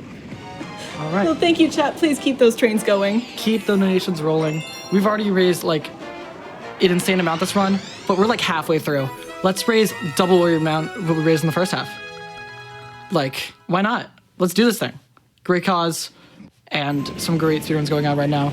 You just saw all 4 of these runners hit the beach ball C-skip, which is notoriously hard for, and kills a lot of runs.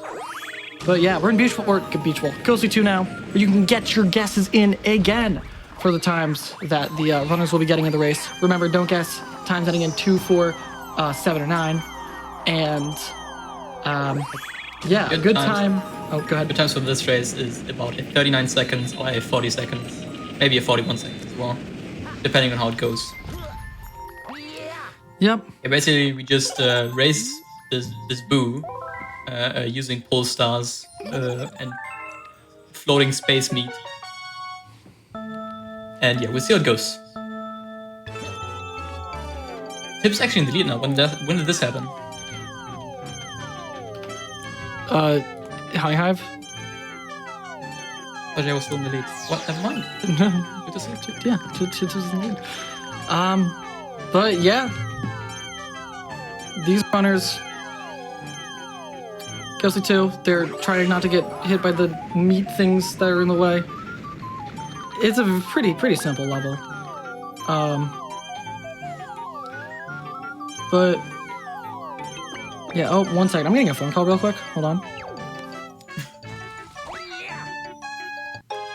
Alright, Jhay finishing off the race here. Looks like a good time actually. And Tibs as well, 40-11.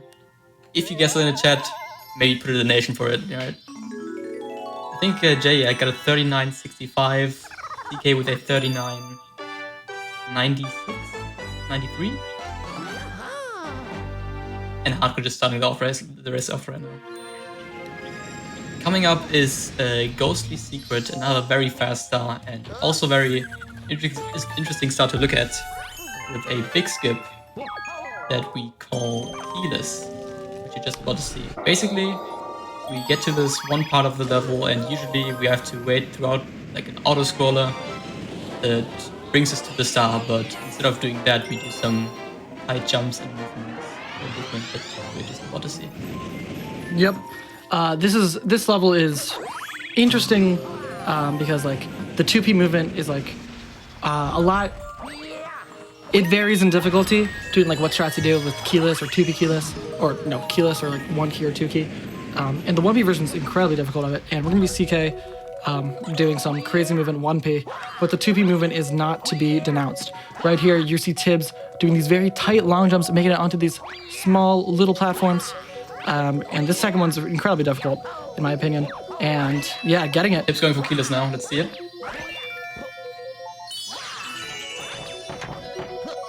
That looks good. Incredibly as well. Tibs. Jhay missing the 2P jump. Oh, Jhay missing the way down. Yeah, gonna have to Jhay doing the 1P with it. Looks good. Perfect. Wow. Yeah. So what they do there, we basically have these doors with the locks that would appear when you activate the auto scroller. But the hitboxes for those doors are actually still there even though you don't activate it and they're invisible. So we basically jump on those door frames all the way to the star without using the auto scroller. And it's incredibly difficult what the runners just performed. Yes, it certainly is. And yeah. See one more time on My voice is dying. Same. Yeah. If you'd like a break, I can read donations. After the stars would be a good time because it's a grand star cutscene. Sounds good. But yeah, we got Airship Armada. This is the second Bowser Jr. level, and what Tibs just did is he skipped half the level. You can just use this cannon to cut through the first half of the level by just shooting to this extra boat and using the pulsar to pull you in. And just like that, Tibs is like about to be in the fight. And this fight is semi-similar to the Kamala fight we saw earlier. It uses green shells, but instead of hitting a giant purple witch thingy, we're hitting a giant floating ship thingy, controlled by a little tiny turtle thingy. But this is where the green shells can be very, very troll face. They can do a little bit of trolling.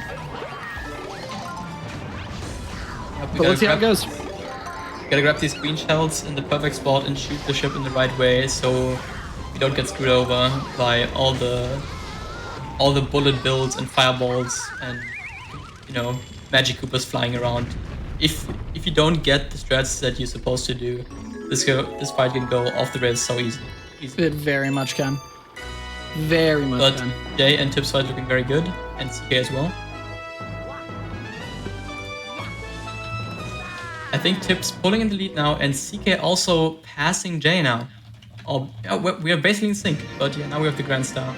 I think now there's some good time for donations. Yep. Awesome. We did get some love coming through for Hardcore. We have $5 from Locking Key 24 who says, "Go Hardcore, you got this." And we have $25 from Din Wiesel who says, "I'm something of a gamer myself. Hashtag Team Hardcore Gaming." And for everyone, we have $100 from Oyster who says, $25 for Team CK, $25 from Team Hardcore, $25 for Team Jhay, $25 for Team Tibs. More Mario Galaxy! Let's go! Thank you, everyone. We also have a lot of people still donating about the cool things that are happening on screen. We have $25 from Adam who said 25 more for every Battle Rock out of bounds. And we have $500 from Wibs who says, that was $500 if a star get, right? I don't know, $500 per star? That sounds pretty great for charity in my book. $500 per star, 4 runners? And really, 3 of them are using 2P, so what? That's 2 of them getting a star. Yeah, it's basically 2 runners. Do you have time for a few more, or you want to jump back into your commentary? You can do a few more. All right. We have $100 from Xander who says, here's $25 per death warp, smiley face. And we have $100 from Steinholtz who says, had to pitch in after that crazy out of bounds. Let's go, Jhay. Thank you so much, everyone. Well, if you were hyped for that first out of bounds, we're about to see it again. Yep, we are not too long, and we have the second chance for all the runners. Just after this star, Hurry Scurry is pretty fast star, pretty simple. You basically just go onto this platform with these disappearing platforms and collect some nodes to spawn the star. Yeah. Simple. Very simple, very Not fast. much can go wrong. Not much can go wrong. I think I've seen yeah, people it die can. before. Yeah, people have died here I've seen it before. But yeah, these runners are like very close right now. Like CK and Jhay are like Basically tied. And Tibs is like what, 5 seconds ahead, 10 seconds ahead? If even, yeah. Yeah, this could go either way, and Hardcore's not out of it either. This is Galaxy speedrunning. Anything can happen at any point at any time. Yeah. Alright, I can maybe try to explain the Bedrock out of box a bit more in detail. Yeah, let's try this. Let's try this A bit again. more time. Yeah, so basically, we use a trick called a mega triple jump to get a triple jump that gets a lot more height than just a normal triple jump would get. And we perform this mega triple jump by going neutral on the stick for a certain amount of frames on a specific frame before landing. And this is obviously very hard. And for this trick in specific, it needs to be frame perfect to get the right amount of height. Yeah, let's see it. Let's see it from Tibs. Going to attempt it now. All right. If Tibs can get it, that could be huge.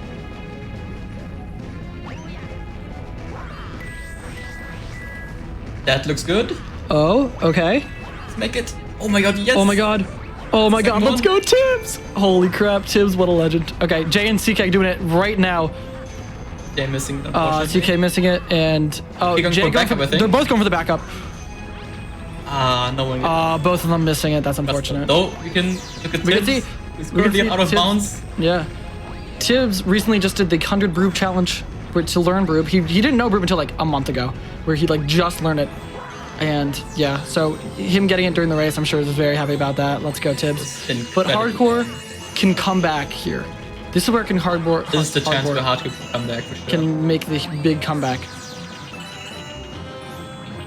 Let's see how this goes.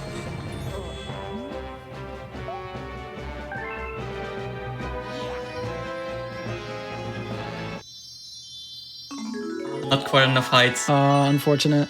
Again, it is incredibly hard to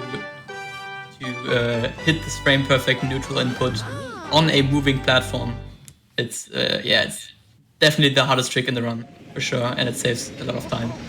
But Tibs getting it here, building more of a lead.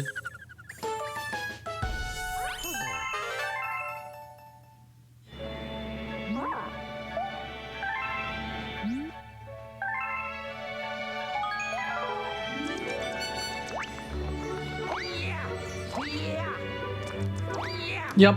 So anyway, we're heading to the bedroom now, and the bedroom, things start to ramp up in a lot of different ways.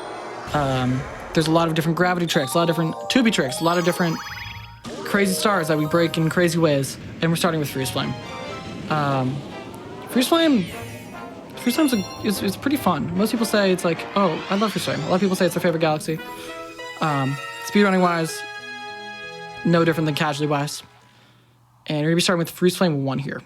And Freeze Flame 1 is a very interesting level because we're just gonna be climbing this mountain very quickly, as you'll see Tibs do in just a moment. First, we gotta catch this penguin. This penguin may have given you trouble as a kid, but you can just do a nice little spin long jump with Luigi while skating. Just whoop, with another one, and then Tibs having a little bit of trouble here, but getting it on the downward, not too bad. Maybe a second or two there. And as he heads into the actual mountain, the summit part of Freeze Flame, you're gonna be seeing a lot of cool stuff. So make sure keep your eyes peeled to the screen. Yep, we're gonna use some ice momentum and ice speed to perform a triple jump up to the ledge. Going right to his Link Star, gets up right on top here. Grabs the ice flower. Ice flower. Gonna be doing another triple jump here onto this little question block, and from this question block, gonna be doing a backflip or a long jump into the launch star, backflipping up off the water spout, and then doing a bunch of backflips into the Baron Burr fight. That's incredibly tight and fast movement there. Yep. We just gotta backflip and shake to uncover Baron Blue basically from the ice aura that he has. Just hit him with a spin and finish off the fight. Basic rule of Nintendo boss fights, hit him 3 times. That's it. Yep. But yeah, that's Freeze Flame 1. Freeze Flame 1, pretty fun, pretty enjoyable, pretty fast. We have time for a few donations. Awesome. I'm going to do my best to do this one justice. It doesn't say it's from J. Jonah Jameson. It says it's from Wolf Icefang, but I don't know about this. We have $50, and they say, Luigi, good work on the destruction of Spider-Man. If I did that any semblance of justice. Thank you so much for that donation. And we have $100 from Ness and Jess, who say, what wonderful prizes, putting our donation to the blindfolded DACA fight. Love supporting GDQ every year and can't wait to see a new record raised. Let's do this thing. And that's a great shout out to one of our open incentives. For Final Fantasy XIII, we have an incentive for a blindfolded DACA fight. We are currently at just over $26,000 out of the $80,000 that we need. So that is another great thing to be putting your donations towards. Just check those incentives as you make them. So thank you so much, everyone. Yes, please get your money in for the donation. I believe it's $80K for that, and we still have a while to go. We do have some time, but it's good to get these things done early because there's always more to donate for. Like, nothing says Final Fantasy XIII like Super Mario Galaxy. So get your donations now. Let's get that incentive met now. Like right now, let's do this. But right in Freeze Flame 2, and this level is, has a lot of, it has one really cool gravity skip that we'll be seeing very shortly.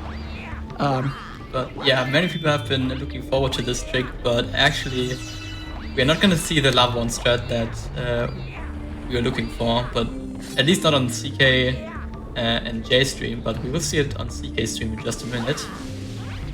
Yep, Tibs is just going for the basic long jump version. Doesn't lose that much to the super fast version that we'll be seeing in just a moment. But yeah, playing it safe. So nice shot from Tibs there, skipping that. And we can do a little bit of a mini sequence break here, just by long jumping and hitting these pillars from here. But if you take a look at CK's side now, He's gonna be doing something fairly cool. He's gonna be grabbing the slice room, which might look counterintuitive, but he's gonna slam himself into this lava wall, get a ton of momentum by doing a double bounce, bouncing again off the lava, falling down to here, and then landing right where you goes. And that saves time over the other version. Not a lot, but Yeah, a few frames probably. Yes, it's not a lot, but it looks cooler, so I like that one better. Especially as with the everyone knows- implementation of 2P movement, the lava one strat barely saves any time. Yeah. That's why Jay and Tibs opted to go for the safer and more easy strat. Yeah, But it looks cooler, that's for sure. it definitely looks cooler. And yeah, hardcore going for it right now. I believe he's gonna do the lava bounce as well. Yep. Yep, looks like it. Grabbing the power-up shroom. So yeah, the way lava whirls work in this game, it gives you a ton of horizontal momentum. You can use that to chain boosts of lava to continuously gain speed, and and cross this enormous gap. So nice For job, some all reason, runners you getting hit a lava wall where you get, vertical momentum and a lot of it. So Hardcore and CK try to aim for a specific polygon, which is considered as a lava wall there. Gave them a lot of speed. Also, and being noted that Final Fantasy, the clouds from Final Fantasy, and we have Mr. Cloud Kirby in the top left. So I just wanted to point that out real quick. It's a sign. It is Like a they're sign. the same game. Wow. They're the same exact game. But yeah, we're in Gusty Garden, and the way Gusty Garden works is that we're going to be using these dandelion thingies to be skipping some planets in the cycle, going over some stuff, and then using 2P or some triple jump to skip some gravity, and Also nice fast stuff. catch of the rabbit. Nice. from Tibs, yep, doing that long jump, hitting the rabbit right there. And yeah, super clean there. Using 2P Jay using 2P there to the piranha, being able to do a quick kill there. CK not able to do that, so he's just gonna have to lure the piranha down and lose a bit of time, not too much. But yeah, this long jump is actually pretty precise because you have to position yourself so the bunny goes in the right place. So nice job to Tibs hitting it, Jay also hitting it, and CK about to head for it. The setup also looks good. Perfect. Nice. Oh, hold on. Hello, is this Super Mario Galaxy 1 80% Luigi Racer Tibs 1? Hello, sorry I missed your call. Hello, Tibs. How are you feeling about the run so far? I don't know. I messed up a lot in Gateway, so I feel like I'm doing pretty bad. Oh god. And I kind of just messed up with Precinct 3. All right. Well, I just want to let you know that we're all rooting for you.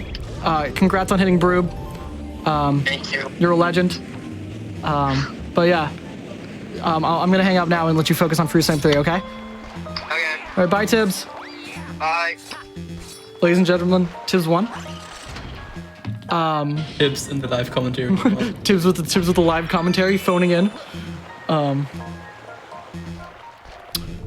Normally I'd right. offer to read donations, but I'm laughing too hard. You can't talk to me for another few minutes. All right, well, hey, we're in Freestyle 3. There's a lot to describe here. CK just did this, you can just long jump around this planet, this first planet, do the donut thing, and land right there. Tibs, you just, there's a lot to explain. That was a bad time for me to call me Tibs. Come on. But you can really just cheese the first half of this level by just long jumping over that wall, or not long jumping, wall jumping, or triple jumping over the wall, grabbing the fire flower, backflipping, wall jumping back over the wall, and able to grab it and not have to go all the way around, lower the gate, and yeah. Jay getting the spin bunk there. Ooh, and the ledge climb. But yeah, right now, Tibs in the final section of Freestyle 3. You're just skating. This area can be a little sketchy. And yeah, if you hold in, Going for the one ice flower thread. Is he? Yeah, he got it. Nice. that's actually very tight timing wise. I didn't see if Tibs grabbed. I don't. I think he might have. I'm not entirely sure. But this section can be a little finicky due to the gravity switches. And when the gravity switches, you have to be sure you're holding neutral. Because if you're not holding neutral, there's a chance Luigi just goes in the other direction and there's no stopping him. And if he goes backwards, you're probably gonna fall off the edge. Because you're not able to shake in the ice flower, you can't wall jump shake back onto it. But yeah.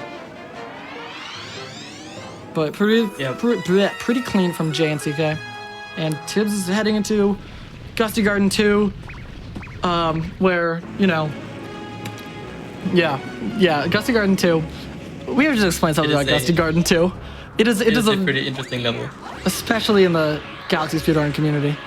Yeah, for sure. So basically we have this one planet with a pretty interesting shape, I would say. I think it's supposed to be a question mark. Yep. And there's 3 modes going around that planet that we all have to ground pound out of the ground and then kill the shake. So we specifically set up the camera in a way that the molds move in specific spots, so we can kill them at the same time. I think Jay's gonna go for that strat. Tibs going for a different strat here. Yeah, just going for his own setup. You're able to freeze them with 2P, but the way enemies work in this game is that if they're not on screen, they don't exist. So like they just deload. So you have to like bring something on screen for it to load, and we'll see more examples of that later on.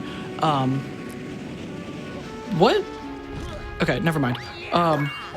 But so that planet, what we call them mole cycles. They're not really cycles, but we call them that because shout out to Toogs, named them that. Toogs is the top runner of that, and we like to make fun of them. But shout out to Toogs. Go follow him. TOOGSX. Go follow Toogs. Toogs is a legend. But yeah, right now, Tibs. You can actually, fun fact about the apple planet that Tibs was just on, you can actually like make it from the first apple to the second apple and then to the launch star if there was an invisible wall there. It's like the one place like there's an invisible wall. And Tibs is heading up to the Barack Obama fight. Yes, this is Barack Obama, believe it or not. You can tell it's Barack Obama because he is wearing a hat. Shouts to Latchers for doing that, but for naming I forget his actual name. I can't even remember. What is his actual name, Sailo? Major Burroughs. It's Major Burroughs. It's Major Burroughs. Okay. But I forgot the name as well. No. It's something.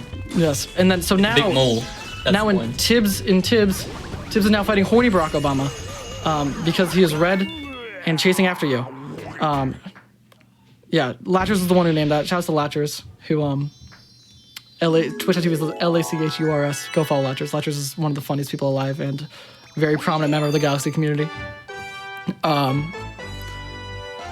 But yeah, clean fights on all their ends. The strat there's the shoot starbits at them, ground pound them a bunch of the time. Yeah. Anyway, I'll see you guys on the AGDQ 2022 online cringe compilation later on this week. All right, Rox. I'm recovered enough to do donations now if you'd like more of those. Yes, please. Awesome. All right, I'm going to try speedrun donations again, but people who are donating are getting more creative and trying to trip me up, so we'll see how this goes. We have $5 from Anonymous, no comment, but thank you very much. We have $50 from Mr. Shadow Ant, who says, yes, comment, thank you very much. We have $1,000 from Anonymous, no comment, but thank you very much. We have $5 from Anonymous with a comment that says, Anonymous with a $5 donation that says, no comment, but thank you very much. We have $5 from TC, no comment, but thank you very much. $50 from CT, no comment, but thank you very much. $250 from Anonymous with a comment that says, no comment, but thank you very much. Also, no comment, but thank you very much. We have $25 from 3Ducks, who says, no comment, but thank you very much. We have $50 from Anonymous, who says, no comment, but thank you very much. And that's in like wavy squiggles, so it's really cute. We have $5 from GDF, who says, no comment, but thanks a whole bunch. That part's in all caps. We have $50 from Anonymous, no comment, but thank you very much. $100 from Anonymous, no comment, but thank you very much. And $25 from Anonymous, no comment, but thank you very much. Whew. That was another great donation reading speed run. Yeah. Has to been a world record. Thank you. Very fast. Right now we're in Freestyle Mass, which is honestly one of the coolest levels just to watch from a platforming perspective. Basically what we're going to be doing is just, you thought the Freestyle 1 tower climb was fast? Or not tower climb, mountain climb was fast? Watch Tibs here for a moment, because he's going to be doing something pretty crazy. So you know how you're supposed to go around this mountain and then do some other stuff? Yeah, we're just going to do a triple jump here. Ooh, or a backflip.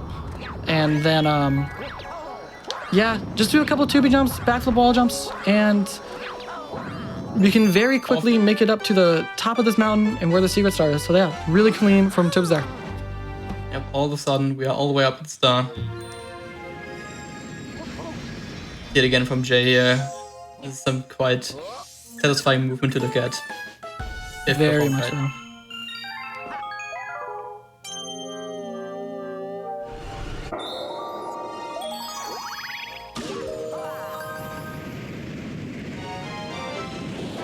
Very clean. Very, very. Well done by Jhay. DK also going for it right now.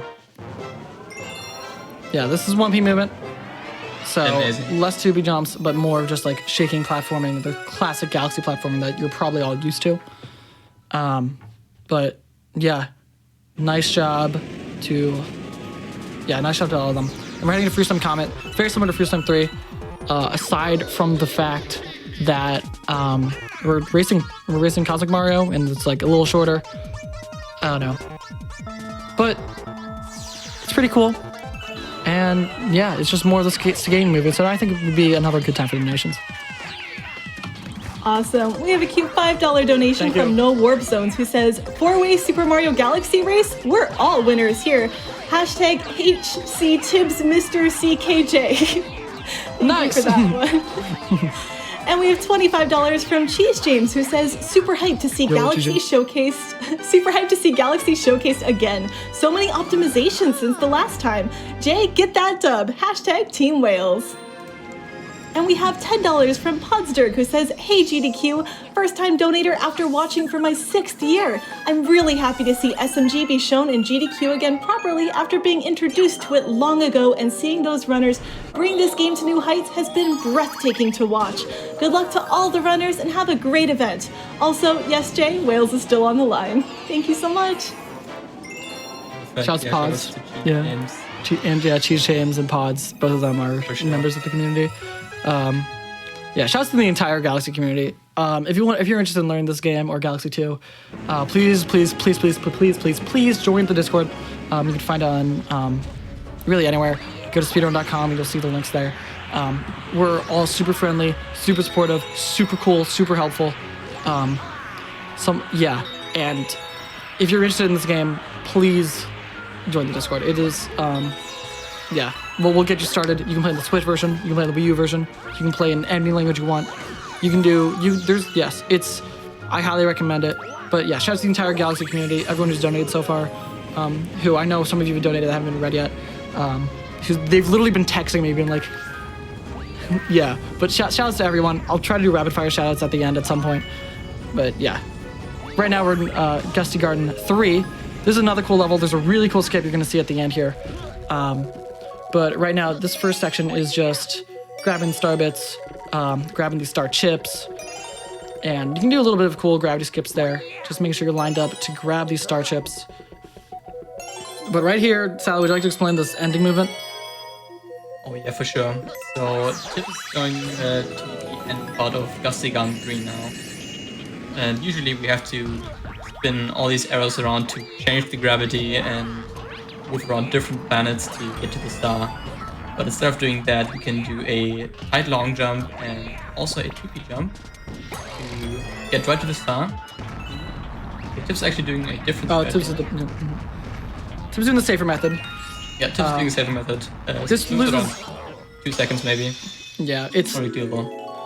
a lot safer and a lot easier, but if you pay attention to Jay's stream right here, you're gonna be seeing something kind of crazy. And oh my god, that was a last round 2B jump. He barely made that. That was really close. If that long but jump he is gets very it. tight, the camera moves mid long jump, so you have to adjust your angle in the right way to actually reach the wall. It's very precise and saves just a few seconds.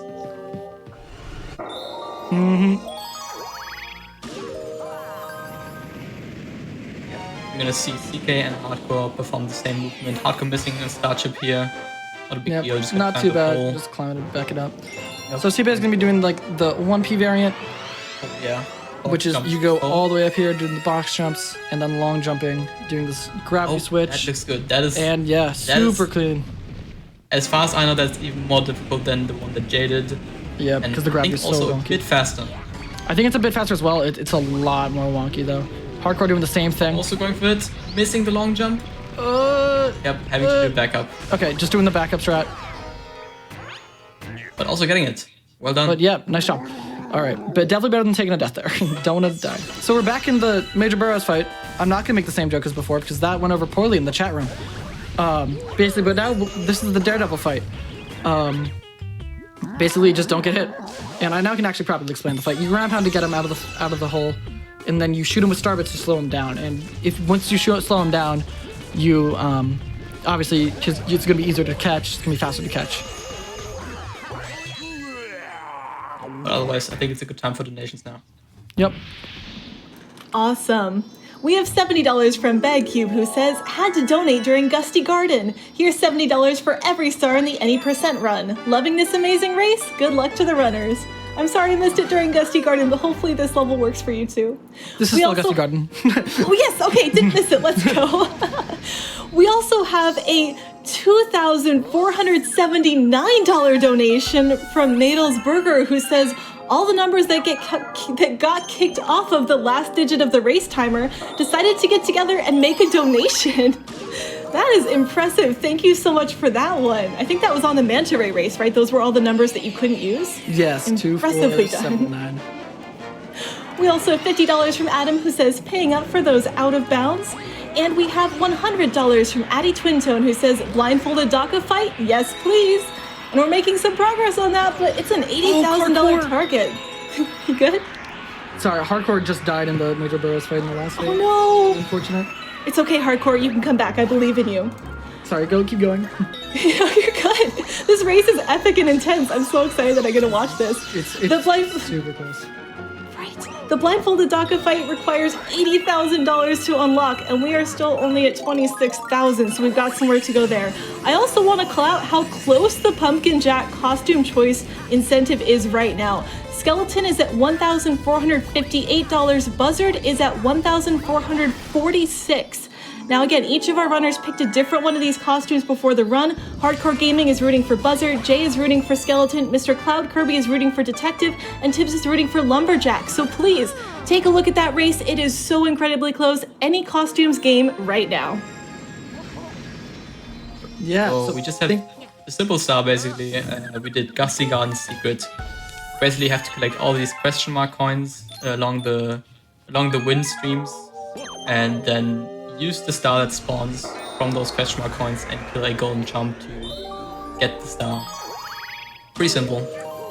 But now coming up on Tibs' screen, we got Honey Climb. Pretty interesting star. Yeah. The B power up and a specific glitch that Rox can explain to you. All right, so we're gonna be doing this glitch. It doesn't really have a name. I think we call it like the value fly high trick. I don't know. But basically, to explain this trick is that you have the B power up, right? If you hold directly up on the nunchuck, then hold neutral, then jump off and then shake immediately after, you're gonna get a ton of height, and we're gonna see Tibs and Jhay do right here. And yep, woo, all the way up into the launch star. Jhay, same thing, woo, all the way up into the launch star. Oh, barely missing it. Not as much of a woo for him. But this, unfortunately, we can't do the valor trick here because this launch star's horizontal. But yeah, we're gonna see it again off in this last planet, where we're gonna be seeing something called bug boost. You can get like a bigger boost off of the bug. You'll see it. It's pretty cool. But woo! Tibs going high. Here's the bug boost. Oh, yep. Woo! Right. Oh, barely make it onto that platform. Yeah, Then, with the coins. yeah. I haven't seen that before. That's a new one. And right into the star. That was really clean from Tibs. Nice job. This level can be very, very frustrating because like I think Jhay is specifically notorious for having like insane runs, just like lose like 17 seconds in Honey Climb for no reason. Besides, Honey like Climb, sometimes the fast fly just doesn't work like you want to, and It's very you lose a lot of much. time to it because if you mess it up once, it's very hard to back up. yeah. So you get the last planet. Woo! So you get going up. I'm gonna You're stop doing the bug that boost now. again as well. Yep. Woo! This is fun now. Oh, barely doesn't make it up. That's fine. Just land here. And then just another woo to get back up. But yeah, we're heading into Bowser 2. And in Bowser 2, there's a lot of really cool skips. So this is one you definitely do not want to miss. I don't know if Tibs is gonna go for it, but I know Jhay is. I'm pretty sure the rest of the runners are going to go for it. It's called a Nami clip, and it's something that Sailo can describe. Isn't that right, Sailo? Oh yeah, for sure. So in Bowser 2 we have, first of all, we have a bunch of very precise moves that is very difficult to perform. You can see Tibs using a Goomba bounce there, Jhay long jumping around the gravity fields, and it's actually quite hard to do this optimally. But yeah, Rox talking of Nemi clip, so we can do a small skip that saves around 3 seconds. Oh, Tibs. All right, Tibs can't go for it now, but yeah, it's based on the platforms. That saves around 3 seconds, where we position Luigi in a specific spot to be in bounds and not die to a death barrier and still make it into the Oh, Jay didn't go for it. Yeah, to the next area. It's pretty hard to explain, and Jay didn't go for it, so Jay's it doesn't make sense at all what I'm talking about. The other runners are going for it. Right here, Tibs. But we're doing class skip right now? Yep.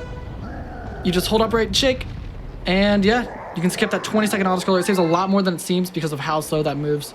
You just saw Tibs and then and Jay's coming up to it right now. You can skip these like breaking the Luma by just backflipping, tuba jumping, making it onto the next platform. Jay's doing this really long one, barely able to wall jump off the bottom of that box, and making it to the next fight. And Sal, would you like to explain this fight? Because this one's a little different than the first one.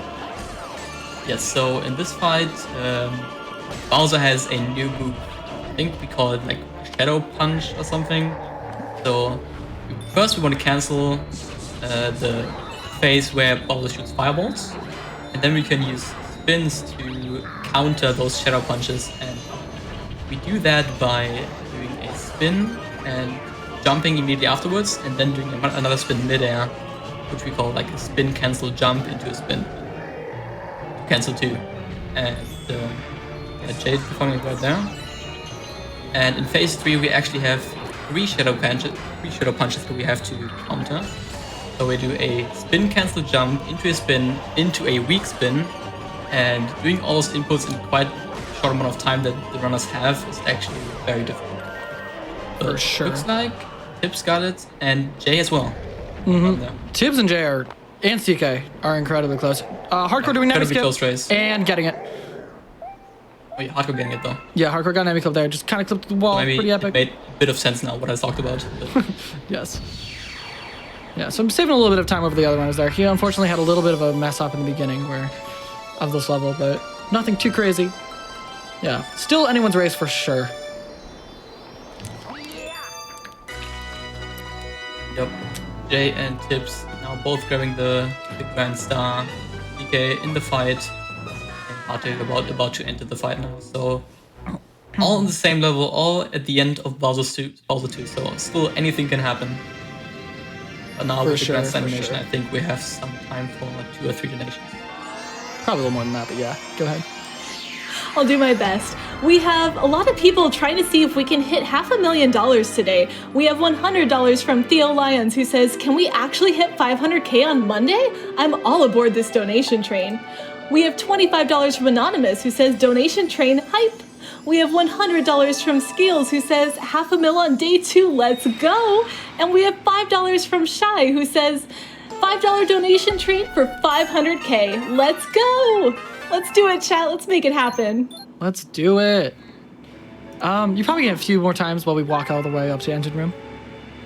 Awesome. We have a $1,000 donation from Haruki, who says, this past year I was diagnosed with a rare form of cancer that doesn't show symptoms until late stages. I want to use this donation message to urge everyone to schedule regular cancer screenings, even if you're young and healthy.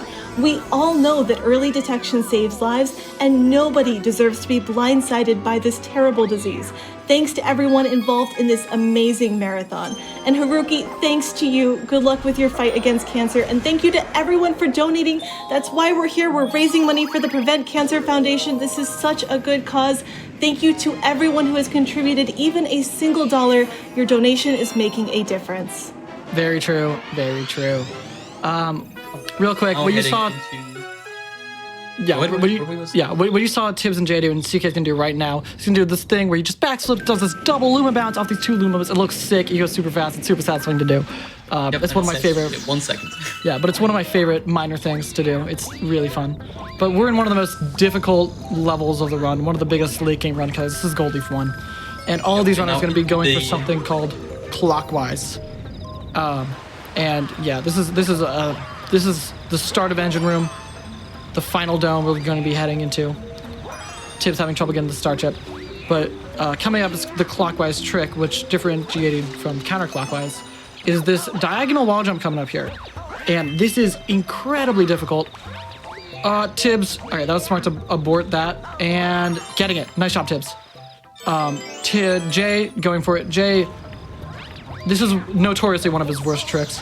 But he, gets it with a ledge grab. Nice job.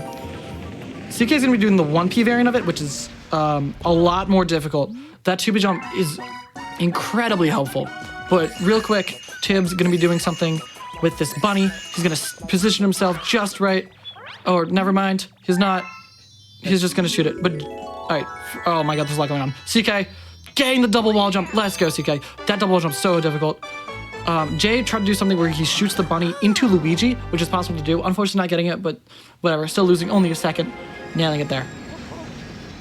So really clean goal leave one from both Tibs and Jhay, as well as CK was able to get this bunny fight. And yeah. Yeah, now we are into gold leaf 2. Also a very difficult star with a lot of time movement. And also including the crumb jump that Tib was talking about earlier in the interview. Yeah. Which is also a very cool strat to look at right at the end of gold leaf 2. I believe, correct me if I'm wrong, but I believe this trick was found by Music Matt 7. Shouts to Matt. Recently just got 219, becoming the 6th person to ever break the sub 220 barrier in this category. Huge shouts to Music Matt 7. Everyone go follow him. He's amazing. Yep. But yeah. So I think it was actually found by the TASA community first. It was used. I think that was on TAS. I got with 2 TAS.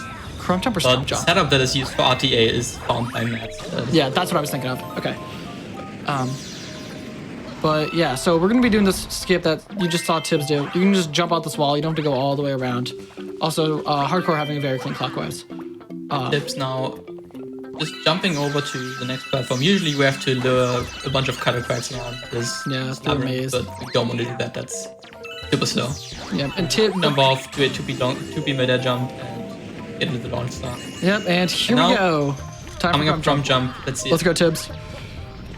Basically.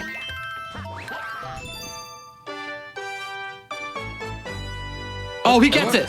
That was super clean. Nice. Basically, the goal there, you have to wall jump off the middle of that flower thing. And Tibs and Jhay are neck and neck. Oh my God, this is crazy. Oh, so CK has to do the Tibs using a bit of a slower setup there, and Jhay doing a setup where you backflip right off the landing of the previous launch star. Yep. So gaining a bit of time there. It's very close now between Jhay and Tibs. That is a 2P only strat, however. As you saw, CK had a treble jump up to the second platform instead of just doing a 2P jump. We're gonna have to see something similar from CK where he's gonna actually have to grab this bee mushroom. But from there is gonna be just flying right to the end by just running down and holding down. And he gets it, nice. In the 1P variant. Yep, but right now we're in Gold Leaf 3. This is one of the most intense movement-heavy levels in the game. Right now you're going to see Tibs doing a side flip 2B jump. Oh, he missed the long jump out of the tree though. Jhay attempt, long jump, again the 2B jump right onto the tree right there. This is called tree skip. Basically we skip going around the whole entire thing. And then we're going to be doing another bunch of 2B jumps and other jumps and just regular wall jumps on this thing to climb up. And then at the end you have to climb this vine. You can do an instant shake off of this vine to hold left and land on this fence. You can launch jump from the fence, land onto the boss's head, skip the cutscene over the boss, and you can just start wailing on the boss. Both Jhay and Tibs nailing it, just having to just long jump into the boss, and yeah. That's Gold Leaf 3. Basically shake onto the railing and skip activating the boss entirely and watching a cutscene that goes with it. So afterwards we can just kill the boss and it can't even react, doesn't move at all, so it makes the fight super easy and super fast. Yeah, I believe Jhay pulled ahead with that. Yeah. Oh my god. Oh my god. This is like they're like a 2-second lead now. Second apart. Holy crap. CK doing the 1P wall climb. Oh, unfortunately not able to make it up there. The 1P wall climb is incredibly difficult. You have to do the super precise wall jump up there, and then another one up here before you actually can make it up. Getting it. B. But now we got a little break. No, we don't. It's short time 1. What am I saying? Totem 1's pretty intense stars. Totem 1's on a break. CK not landing on the ledge, but that's fine. Still getting the cutscenes good. which is good because the cutscene skip saves a decent amount of time. But Toy Time 1 is another high-paced, incredibly in crazy level. This is one of the coolest skips in the run up there. It's not the most difficult, but it's one of the coolest to be, especially if you're familiar with this game casually. So just wait to the end of this level. Yep, something we haven't talked about yet is really see now. Tibs actually going to the left side of the train and Jhay went to the right side, and that's because Tibs got a frame-perfect jump out of the level. Every time, with some exceptions, when we enter a star, we can jump on the first frame when we land and basically cancel the landing animation completely, which can save usually just under a second, but in a case like this where we can catch a faster cycle, save around 2 seconds. Yep. So yeah, Tibs did take the lead for a slight chance there. For a slight little bit there, but then Jhay took it back by just cleaner movement. Right here, we're going to be skipping the spring mushroom entirely. You might be familiar with the spring mushroom and all of its beauty, one may call that. But yeah, we're going to be skipping that just by the use of 2B jumps, triple jumps, wall jumps, all sorts of jumps. And yeah. But now right here... Now coming up to the skip that Rox was talking about. This is armpit Call this skip. the armpit skip. So you see Bowser, this is supposed to be Bowser, by the way. This is Mecha Bowser. We're gonna skip him. So Jay's currently long jumping, gonna be heading onto the feet of the Bowser. It looks pretty normal so far. But what is he doing? He's long jumping past the peg. He's doing the wall jump there. He's doing another wall jump. He's wall jumping up the side of the arm. He's wall jumping up the armpit of the Mecha Bowser. And I thought he failed that for a second. But nope, he made it, climbing up, doing wall jumps, doing some 2P jumps, making it all the way up, and that was incredibly clean from Jhay. Tibs, same thing, also incredibly clean, making his way downtown, walking fast. Well done by both runners there. Yeah. And yeah, it's still a super It's so intense close. race between Jhay and Tibs here, and CK and Hardcore not far behind either. But anyone's race here. Still, surely anyone's race, especially with a couple of levels coming up. With a very large degree of variance of what can happen and what, and other things that can happen. But yeah, CK headed into armpit skip right now. Let's see how he fares. You have to get onto the Mecha Bowser in order to do armpit skip. That is pretty important. But Setup looks good. yep, and Yes. yeah, there we go. Super clean for CK. Beautiful. Yep, I guess looking at hardcore stream real quick, and you'll see something interesting. And we've kind of overlooked this throughout the entirety of the run. But when you see he lands, you're gonna see him go into first person mode for a split second. That was a bad example. He doesn't do it there. Yeah, it doesn't happen there, yeah. But I'll explain it next launch there. Okay, I need to do it. Okay, we remind ourselves. But first off, we got Honey Hive, Gold Leaf Comet. This is very similar to the Gold Leaf 3, where we're gonna be doing tree skip again. And yeah, let's see how it goes. And Jhay hits it first try, nice. Getting it. Tibs, Getting it as well. you're doing it as well. Yeah, nice shot to both of them. But yeah, Gold Leaf Comet. That's a stressful one out of the way. If you fail it once, the camera gets super wonky, and it can be a little, interesting for sure. Yep, so getting that streak first try is pretty important. There's obviously a backup, but usually that's more annoying than actually doing the strat. But next up, we got Seaside 1. This is the breather level. This is the one, it's like kind of an all-scholar. We can't skip this one because we have to follow the fish around, go through the ring. So now would be an amazing time for donations. So Char, take it away. Awesome. I'm going to try to not breathe while I read these, but I don't know. Chat's throwing boss levels at me now with some of these, so wish me luck. Good luck. We have $5 from Everything's a Maradin, who says no $5 but thank you very comment. We have $250 from no comment but thank you very much, all one word, who says no comment but thank you very much. We have $5 from no comment but thank you very much with spaces in it this time, who says no comment but thank you very much. We have $15 from no comment but thank you very much, also with spaces, who says anonymous. We have $15 from anonymous, who says no comment but thank you very much with lots of question marks. And we have $25 from Demon Fire, who says shoutouts to the donation with the screaming, shoutouts to the marble with the screaming man inside, reference inside. Thank you everyone for continuing to generously donate to this amazing cause. Do I have time for more? Oh, keep going. We're just like another 1.5 minutes. The gameplay here isn't incredibly exciting, so you can keep going. All good. We have lots of people supporting this push to get to $500,000 today. We have $5 from Daniel, who says $5 train for 500K, smiley face. We have $20 from Tasha Gold, who says let's get that 500K. We have $100 from Plato2876, who says here's to the $500,000 train, choo choo. And we have $5 from DTA Conman, who says $5 train hype. We also have $25 from Fragile Puppy, who says here's $25 towards 500K. If we all band together, we can get to $500,000 by night 2. Let's go, chat, and all the viewers at home. Absolutely. You can do a couple more, I think. All right. We have $100 from Unreal, who says $100 for the best soundtrack with a free game, aka Super Mario Galaxy. And we have $10 from Lucretia, who says, I'm going for Tibs. Go Tibs. Rox is popping off on commentary too. Oh, well, thank you. And they're absolutely right. The commentary for this run has been fantastic. I think you're outspeeding me during some of these play-by-plays. It's been super fun to listen to. I appreciate that immensely. And also shouts to Sailo for helping me out, because Sailo is actually another top runner of this game. I run Galaxy 2. I just, watch this game a lot, and I've been in the community for a very long time now. I'm basically here for most of the knowledge. Sal's the knowledge guy. I'm the hype man, funny guy. But yeah. All right, coming up. Toy Time 2. You can explain this, Sailo. We now have Toy Time 2, where we have to collect star chips to get to the 2D Mario planet. And there has been actually a strat discovered here using 2P, which is 2P only also. At least it only is really RTA viable with 2P. Where usually we have to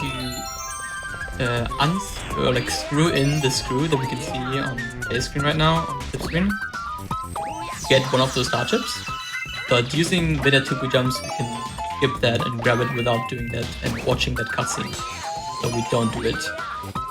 So yeah, we're just gonna grab these crystals, and now we're gonna do a backflip spin, get momentum off this super clean robot mech, and do a 2P jump into the chip. Very clean. And get into the launch star. So right now, what Jay's gonna do once he lands on this planet is go into first-person mode for a split second.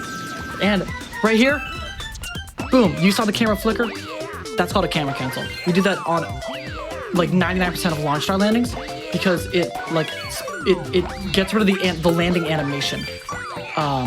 So what that does is it just speeds it up the game like immensely. So like even like casual playing, it's super easy. Just go first-person mode and then back out of it by hitting up and down on the D-pad. As soon as you land, you'll like notice the game speed up so much faster. And everyone says like Galaxy is so slow. One of the key elements of SMT speedrunning, and we haven't talked about it until now. Yeah, it's something that like if you don't know what's going on, like it's super easy to like glance over, like to like gleam over it. But like once you've been doing it for so long, it's just absolutely second nature. Like, yeah, honestly, it's probably would be harder for me to not camera cancel than actually camera cancel. All right, now also a pretty interesting stuff coming out with Jay's screen. So, oh boy, as you can see, Jay just separated the 1P and 2P Wiimote with his Velcro straps, and the reason for that is because we basically do a race with 4 penguins in Seaslide 2, and have to traverse the whole planet, which is basically all water. And the fastest way of moving in water is by shaking a lot. So we have to shake the Wiimote for around 1 minute, and get your guesses in. Get your guesses in. This is the last race level. So get your guesses in. A good time. Oh god, a good time is there's a lot of good times. It can vary from like 43 seconds to a minute. Yeah, depending on how well it goes. Yeah, so good guess. And also stretch 45, 46. Also stretch going on surface swimming. Surface. The surface of the water at a specific angle while shaking. Luigi gets in a weird state where he's underwater and in the air at the same time, and when we then shake every single frame and we buffer a frame after every shake, we basically go really fast on the surface of the water. You're going to see it again on Jay's screen. Right here, getting it. It's a 13 frame window to get into the surface spin straight, but you have to always be shaking. If you drop a spin once, you lose a surface swim. And look how fast he's going. He's zooming like a zoomer. Yeah, 44.3. That's a really good time. And Tibs is going well. Yep. Getting. Oh, he drops the spin instantly. That's unfortunate, but gets it back pretty quickly. He's going. He's zooming. He's speeding. He's driving into speeding, into swimming, into going. And 49. I almost a little thought you were gonna say unfortunate. it. I wasn't gonna say it. Okay, good. I didn't see the time on Tibs. Yeah, it was like a mid 49. Yeah, CK going now. Honestly, you can see he that's got instant also surface really swim. Yeah, anything under 50 seconds here is like really good.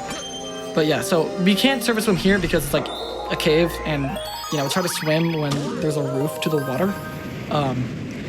But so we just shake like mad. This is the workout of the Galaxy Run. Surface swimming is only possible when there's a straight water surface and it isn't curved or anything. Yep. But we're not done yet. It's Seaside Comet. We gotta do more of that. But instead of against penguins, we go against ourselves in a race of epic proportions. And this is a really good race from CK. Low 44. Like a, yeah, 44.28. Seconds, that is really good. That's really good. It does not get much better than that. It really does not. Let's see what time Hardcore gets here. It looks like he's gonna die, but we get this air bubble. Yeah, let's see how the Comet goes for Jay. This race is a lot shorter. And if you miss a surface from like once or twice, you might lose this race. This is actually a very difficult race if you're going for that. And Jay is having a little bit of trouble, able to get it though. So he should be fine. But yeah, Hardcore gets a 47 there. Not too bad on the race. And yeah, and Jay, you can just bonk your head in the wall jump, and it saves a little bit of time than going around the casual way. And Tibs getting a really good surface from there for the Comet. Start surface swimming. You're gonna be swimming on the surface. This is going. You go so fast. It's insane. That's such a cool it's skip. incredible how much time it actually saves. It's really cool. Like it's faster than just long jumping or like moving. Like we want to surface swim rather than like move on the ground, and you usually never see that. It's definitely one of the coolest things about Galaxy Speedrun is the surface swimming. But coming up now, we got Toy Time Secret. This level, give you 50 star bits, feed a Hungry Luma, and go into this little secret section that has a history of being notoriously incredibly jank.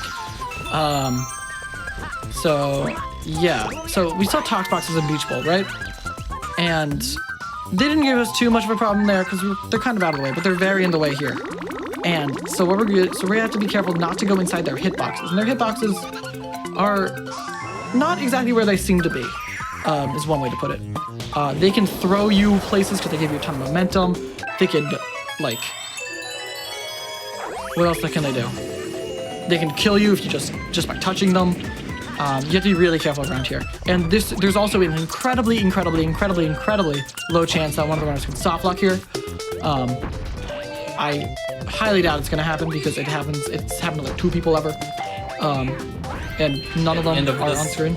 The end of this section, there's a few of these moving platforms and spikes, and if you get hit by those spikes in a specific way, so you just get like soft lock in a like stunning state, and it's incredibly unlikely to happen. But yeah, but it's just something. Hopefully, we're gonna see it here. Yep. And Jay doing this really precise movement around the little red spiky thingies. To narrowly hit the sides of the thing without hitting the spikes. And that's incredibly precise because you do not have a lot of room at all. Getting hit but there, yeah, but super clean. Let's go. Yeah. Oh, Tibs getting hit there. Oh, that looks scary. That was very scary. Oh my god. Don't do that, Tibs. Yeah, don't scare us. And also, we saw the use of the 2 cursor there, holding the platforms in place to make the cycles easy. Yep, but we're not done with that yet, because right now, Toy Time Comet. This is the same thing, but faster. The Tox Boxes are a lot faster. Yeah, I think it's some good stuff. Yeah. Yep. Awesome, because we just got a $5,000 donation from Gwoon. No comment, but thank you very much for that one. Really appreciate it. We also have $5 from Zan Damascus, who says, not anonymous, with a comment. Thank you very much, commentators and host. And we have $5 from EBDO3, who says, when is the host speedrunning donations getting added to the schedule? Well, if it is, it's definitely a co-op run. I can only read the things that all of you send in, so thank you for sending in so many amazing donations. It's always terrifically fun to get to read those for everyone. Do you have time for a few more? Yeah, go keep going. Yep, just a few more.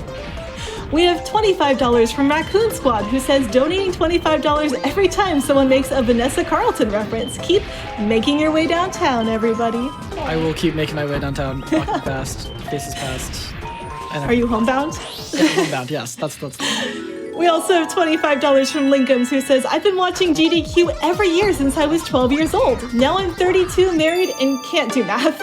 Here's $1 for every star in Mario Galaxy. Thank you so much. But yeah, that was super clean from Jhay.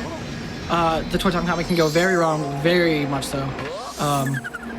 Jhay actually was on world record pace earlier today, and I think he killed it to this level. So, yeah, that level is interesting. But we're coming to the end of the run. We only have a few more stars left. Yeah. They gotta make sure they have... These runs are on right now. I'm not sure, because I don't have the timer up. Mistakes in while. Yeah, this has been a really good engine room for both Jhay and Tibs. Even CK has been catching. Oh, CK! As soon as I say that, yeah, not quite getting the cycle. They're trying to long jump, slobber not through, but not quite making it. Getting squished by it. Yeah, unfortunate death. Right now, Gold Leaf Secret for Jhay and Tibs. This is a very, very short one, very fun one. You just take the notes and you hear like the nice, beautiful beat of Jhay missed one. That one song from that one game, that one time ago. But you can just like schmoove on the notes, and you go super fast collecting up, and you hear the sound super fast. It's really cool. And right into the star. There's actually, sometimes you can go so fast that you outspeed the notes. And that's always in experience. You can actually go too fast in the star. You lose time. Yeah. But it being too good. So we're good. Not yet. You're having a bit of trouble there with the moving platforms, but getting out of there, no problem. Able to, okay. Yeah, it's now pretty. Hardcore's sort of made the comeback against CK here. I feel like it's very close between CK and Hardcore and Jhay and Tibs. Yeah, we have two different races going on here. And I'm excited to see how this is going to end up, because honestly, there's still a very large chance that one of the two runners from behind can pull out an epic victory royale here. And this is the finish of Gold Leaf Secrets. We are heading into the kitchen revisit, where we're gonna do the Buibe Star and the last Hungry Luma Star that we talked about earlier. But first, we have some incredible movement and a pretty interesting skip coming in. This is Buibe's one. But first, before I mention that, I want to mention something that the task strat found not too long ago called the penguin bounce. Basically, if you saw the penguin jumping out at the very beginning of the thing, you can clip into that penguin. It's task only as of now. I think like one person's on RTI, but like, you know, after millions of attempts, you can clip into that penguin. Yeah, you can clip into the penguin, and he launches you all the way up, so you can skip this entire bottom section.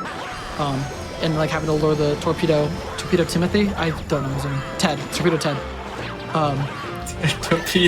Torpedo Timothy. Oh my god. Anyway. But yeah, that's task only. It might be done to run at some point, but right now this is Blue Base one skip from Jhay. You just do a nice little 2B jump, getting it first try. That's some prime gaming right there. I'm definitely not referring. Usually want to collect 5 blue star chips to spawn some pull stars so you can pull yourself to the next gravity field, but using a 2P jump you can easily just make it. Yeah, there's a 1P variant of it that we'll see CK do it, and Tibs also hitting it first try. That's some more prime gaming from Tibs. And I'm definitely not referencing anything else when I say prime gaming that you can use to subscribe for free to the Games Done Quick channel, get a whole bunch of emotes, as well as supporting the Preventing Cancer Foundation. Reminder that all Twitch revenue to the GDQ channel the month of January, so including subscriptions, including bits, including all that, all goes to the Frank Hazard Foundation. So, yeah, so if you can't find yourself a way to donate, using Prime Gaming is an amazing way to do so for free if you have an Amazon Prime account connected to your Twitch account. And you get some cool emotes. That was Prime Gaming? Prime Gaming is what you said there? Prime Gaming. Gaming. Okay, just wanted to double check. You're right. All revenue after taxes that JDQ earns from subscriptions and bits for the month of January will be donated to PCF. And that was one more time. It was Prime Gaming?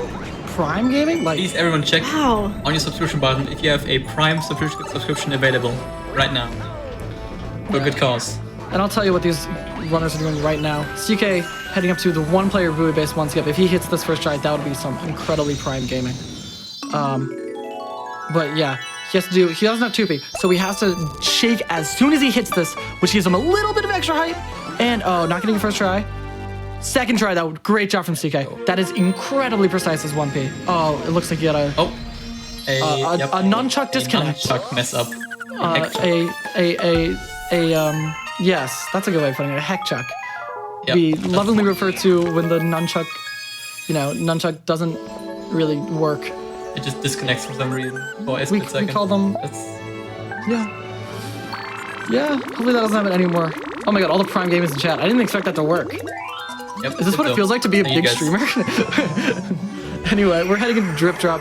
This is one of the most notorious levels in the run. It's killed many a world record pace. It's killed many a PB. It's Drip Drop. So remember when I said earlier about how when enemies are off screen, they don't exist? This is where that level's most prevalent. So yeah, Sailo, you can explain what we're going to be doing here.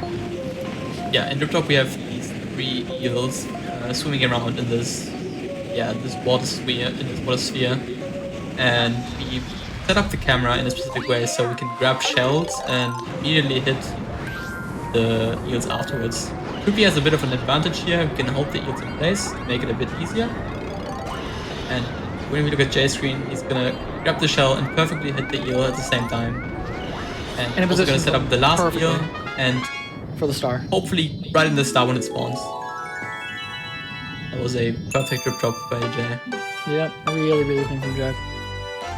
Oh no, Tibs getting hit there. This could be bad. Tibs gonna try to save it here. Able to get that though. I think he'll be able to back this up.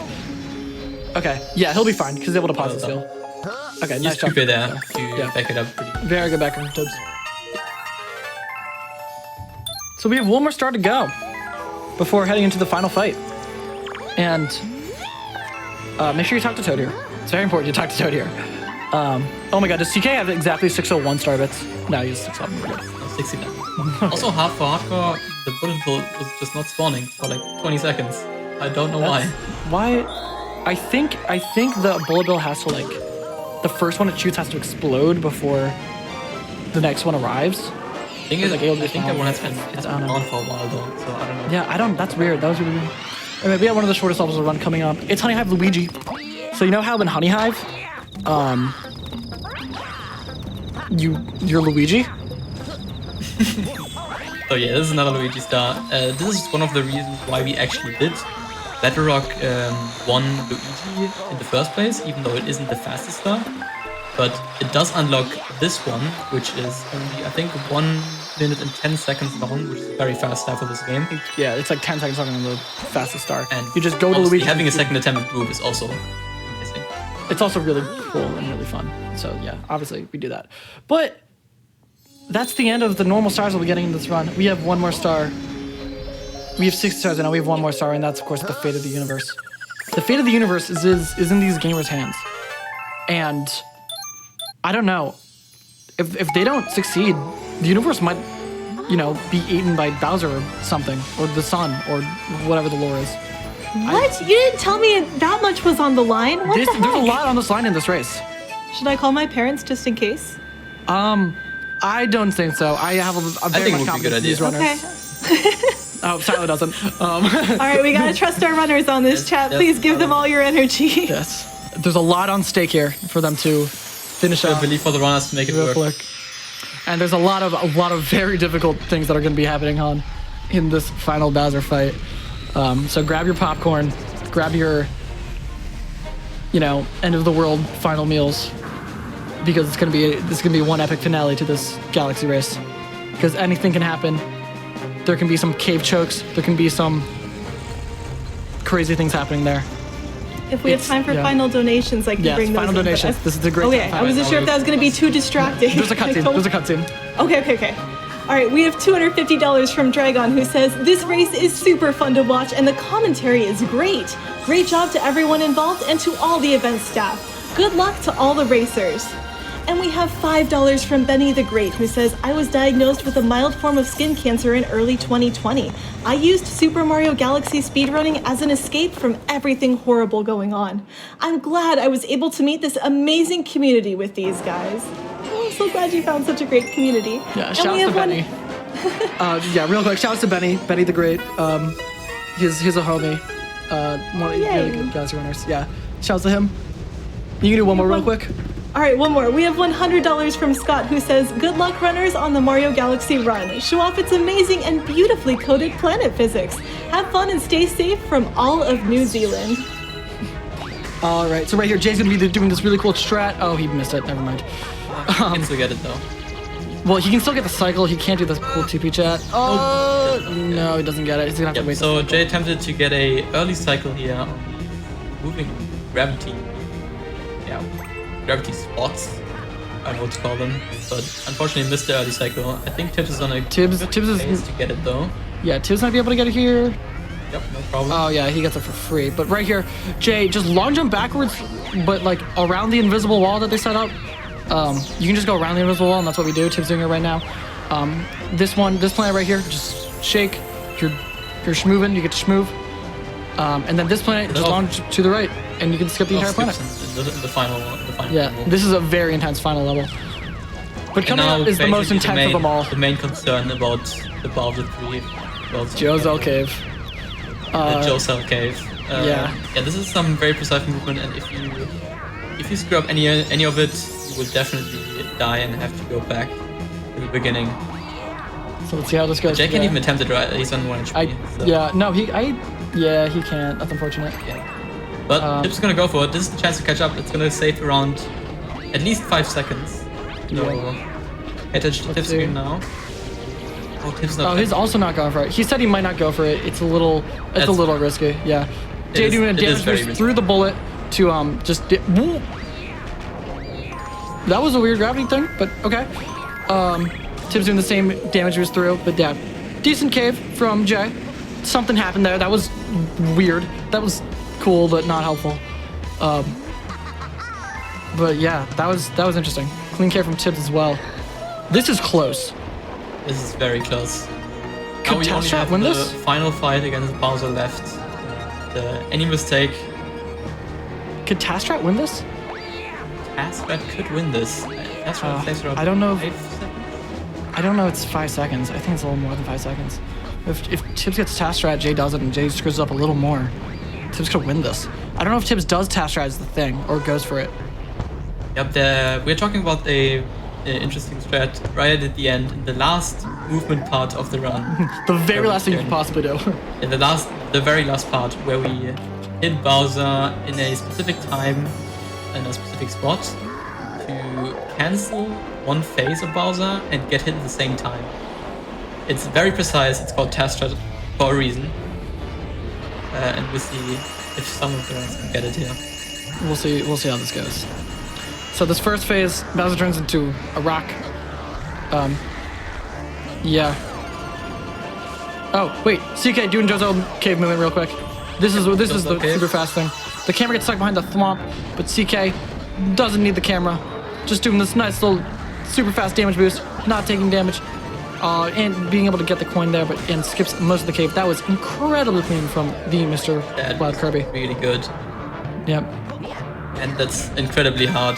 The camera just gets stuck right at the moment. You can't really see what's going on, and then you get this incredibly precise lava boost to barely make it to the moving platform. It's very hard. Let's see if Hardcore also goes for it. It looks like it. Yep. Yeah, Hardcore's definitely going for it.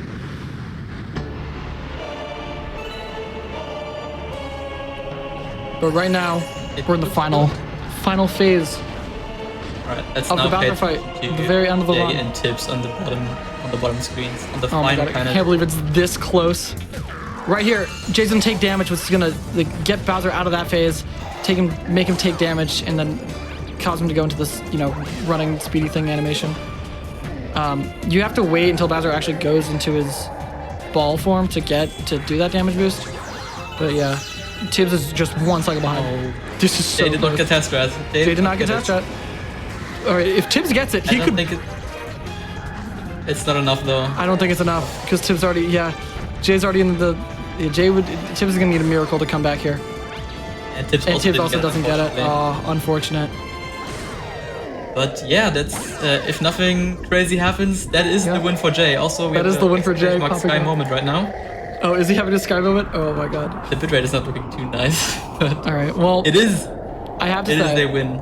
first off, time is when he grabs the final Grand Star as soon as he touches it. As soon as Luigi But- touches the final Grand Star, that is. GG to Jay for the win. Tibs a very close second place, less than like 30 seconds. That's crazy. That's just insane. Oh my god. Less than 30 seconds in a 2.5 hour hour race is That's absolutely insane. wild. And the comeback from Jay, both of these runners hitting Broob. Remember that battle rock out of bounds? 3, But yeah, time's coming up. 1, time. Time. Let's go, Jay. GG's. Wales is on the Yeah. line. Grabbing first place. And Tibs just behind. Just barely behind, like 5, 20, 30 4, seconds. 3, Not even. 2, 1. Time for Tibs. Yep. Holy crap. Me Insane win race. gaming. Me win. CK in the final phase now too. Oh my god, what a race. What a race. Let's see if we can get past strat. Okay, let's see if we can show it off at least. Oh, Probably 1 frame too early. like a frame early. Yeah. You want to hit Bowser right when he shoots the second fireball. DK getting the first and the second last hit. And the third one. GG to CK. And Hardcore also in the final phase. Let's see if he can get Task Strat. It'd be cool if one of them got if Hardcore gets Task Strat right now. Very close again. Come on. Oh, he was like a couple of frames early.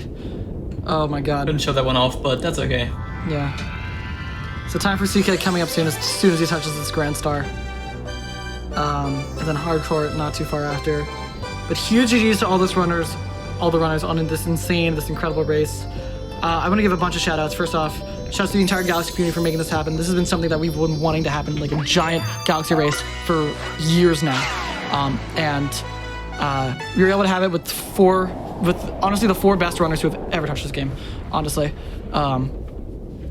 Make sure you follow all of them. Twitch.tv/MrCloudKirby, HardcoreGaming07, Jay, that's spelled Jhay, and Tibs1.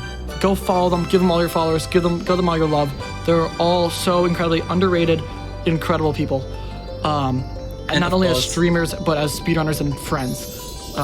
Yeah. I agree. And time for Hardcore's coming up in just a moment here. And like, now. Time. Yeah. But And of what course, a race.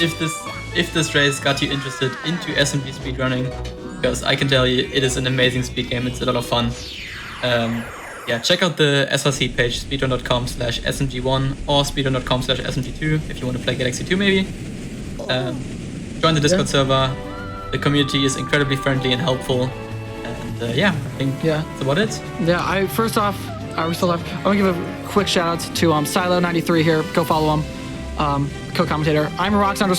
Twitch.tv/Rox_. If you enjoyed the commentary, if you weren't that cringed out, huge shout out to the Galaxy community. Flygon Man, Oddme. There's a lot. Steakinator, Kinkerbor, Doopsy, Bliplow, Silo, name more people. I don't a lot know. of people. Too much pressure. Everyone in the community. Everyone's really epic. It's been a blast. Dude, Tibs is 15 seconds off PB. Yeah, Tibs got a it was a crazy 2:19:31. run. Jay was a minute. all Oh my runners. god. Low 2:20 for all of them. I just looked at the time. That's insane. GG's to all the runners. Thank you guys so much for having us once again. I'm Rox_. That's And I'm Silo93. Silo93. Thank you all so much. Don't miss the daily recap coming up next, recapping everything that happened today.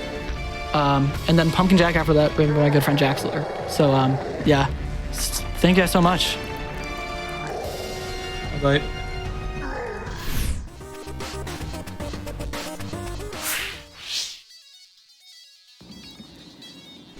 Wow, chat, can we get one more humongous round of applause for all 4 runners in that incredible race and for the commentators as well. That was ridiculously fun. I hope you're enjoying this as much as I am. I've got a few more donations to read. We have $7 from Non-Binary Code who says, making my way down towards reaching that 500,000 goal. Hashtag Vanessa Carlton. Hashtag no comment except for the comment and the hashtag. And chat, this next one, I believe is supposed to be sung. Now, I am not a tea tree. Oh, I am out of this. Okay.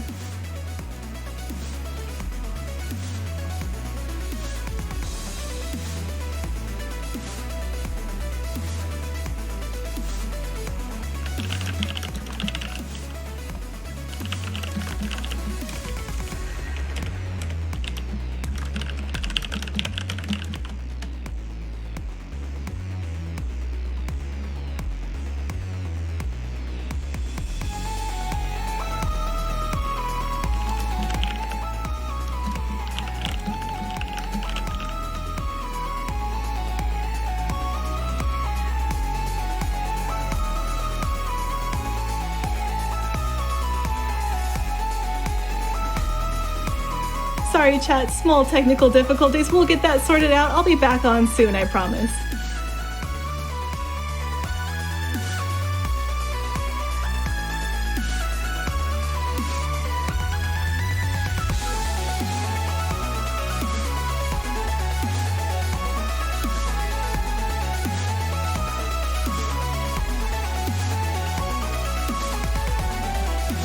Hi chat, I'm back. Sorry about my keyboard noise. I'm glad that you're all keeping up with me. Hopefully you are all enjoying this as well.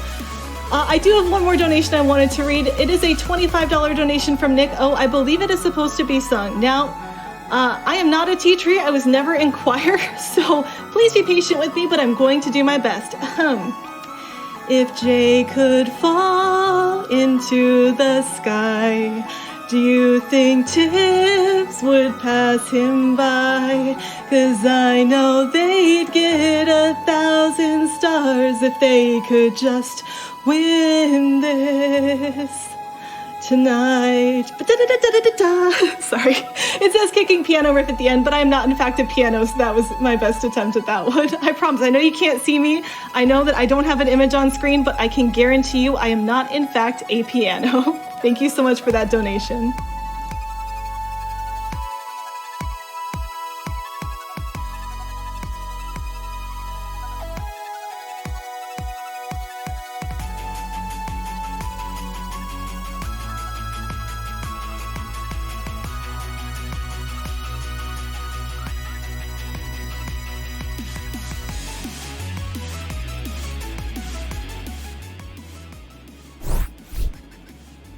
I would love to get a shout out as well to one of our incredible sponsors, Fangamer. Fangamer is a video game merchandise company that ships worldwide. They have branches in Japan and Europe. Sales of GDQ merch benefit the Prevent Cancer Foundation, and you can find out more about them and see the incredible lineup they have for this event at fangamer.com/GDQ. That's fangamer.com/GDQ. And oh my goodness, chat, if you haven't checked this out, you need to. Their joggers are so incredibly cozy. I have the ones from last event and I bought the ones for this event yesterday. I cannot wait for them to show up. So please give them a look. They are incredibly supportive of this event. They have been donating throughout. So it's just another tab open. If you've already got a tab open for Twitch, just pop one extra one for Fangamer. Give them a look.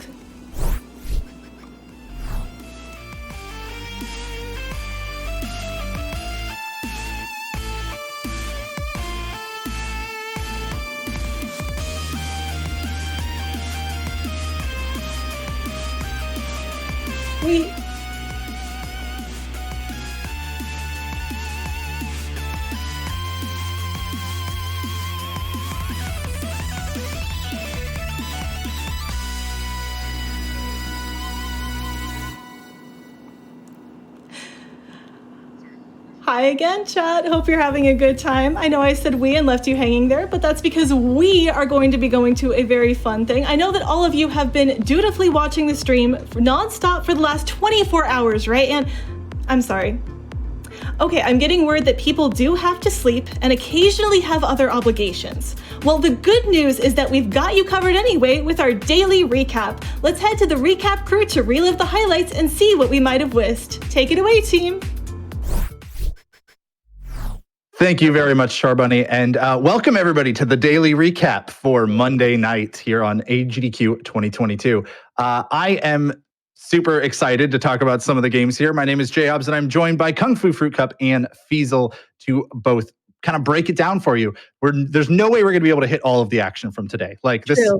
No. Sunday's always a little bit easier for us because there's a fewer games because we start, earlier. We start later in the day rather.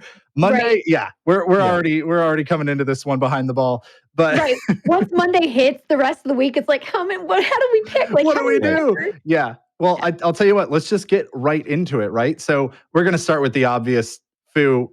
We had some world records today. I need to mention that we have 2 world records today. They were almost back to back. First of all, we had Kana Bridge of Spirits. This was a 45-second world record for the hard any percent, no major glitches. So Insert Logic here has done a fantastic job. Very solid gameplay going through here. You can see just wanted to capture these end moments right here with the timer.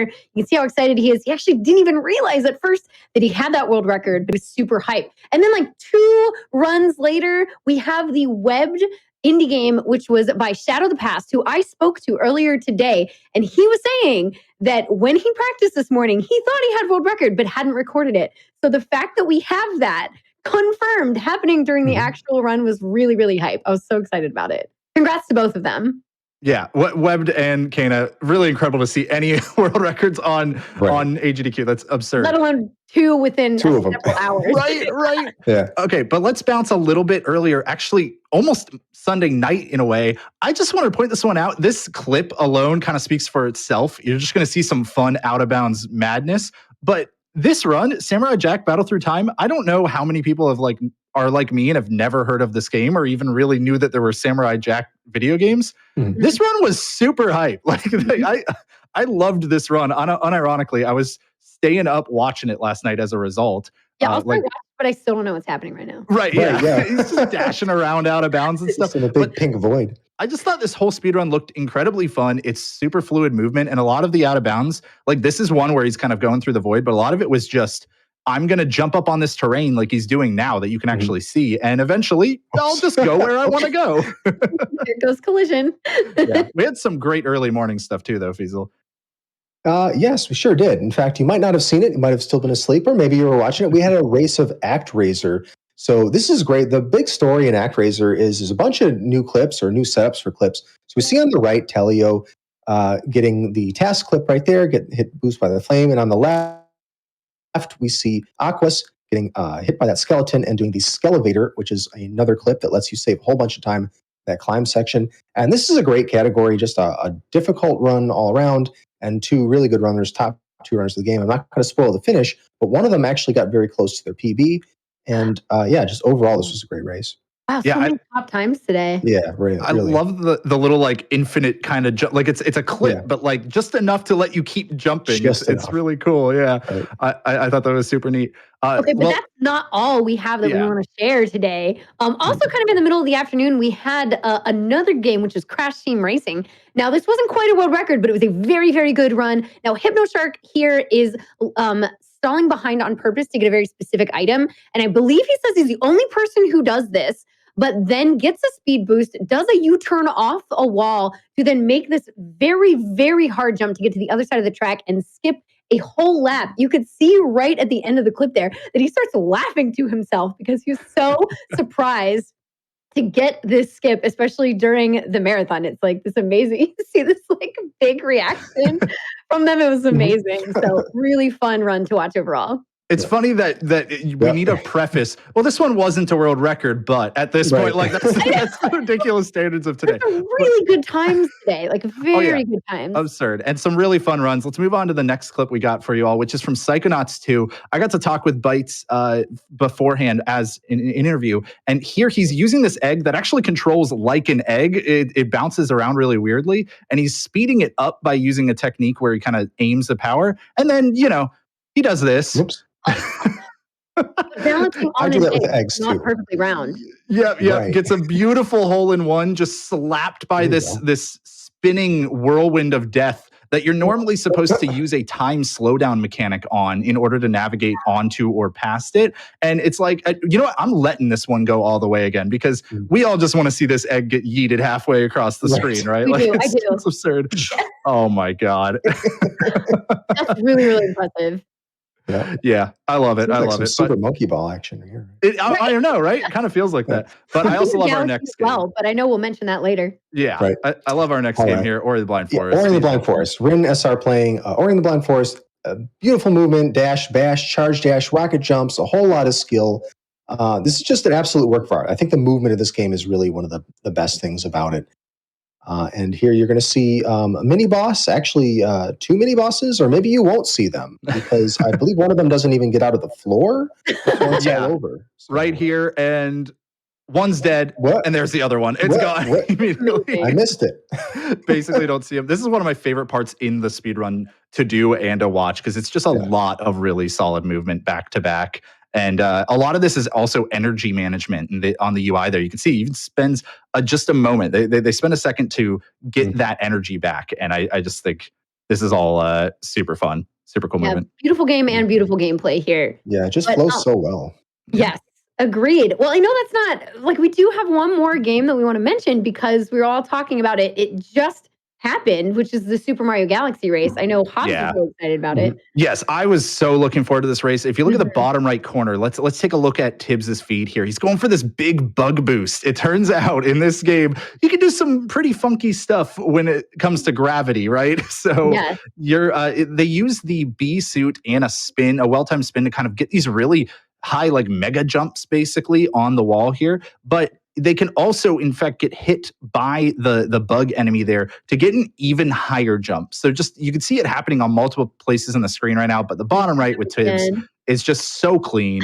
Just see 1 jump, then the bug boost, 2 jump, way higher, gets so far up there. This is the second time in the level that they are doing this. Like, you can see them, it happens a little earlier in the level, and it's... these are not easy to get max height out of. Like, it's absurd. Tibs coming in with a fantastic run, really close to PB too at the end, and solid runs all across the board. I don't want really close race. Like Feasel, I don't want to like spoil exactly how it ended up. So be sure to check that one out. But that brings us to where we are now. That brings us to the daily recap. So that wasn't a pun, was it?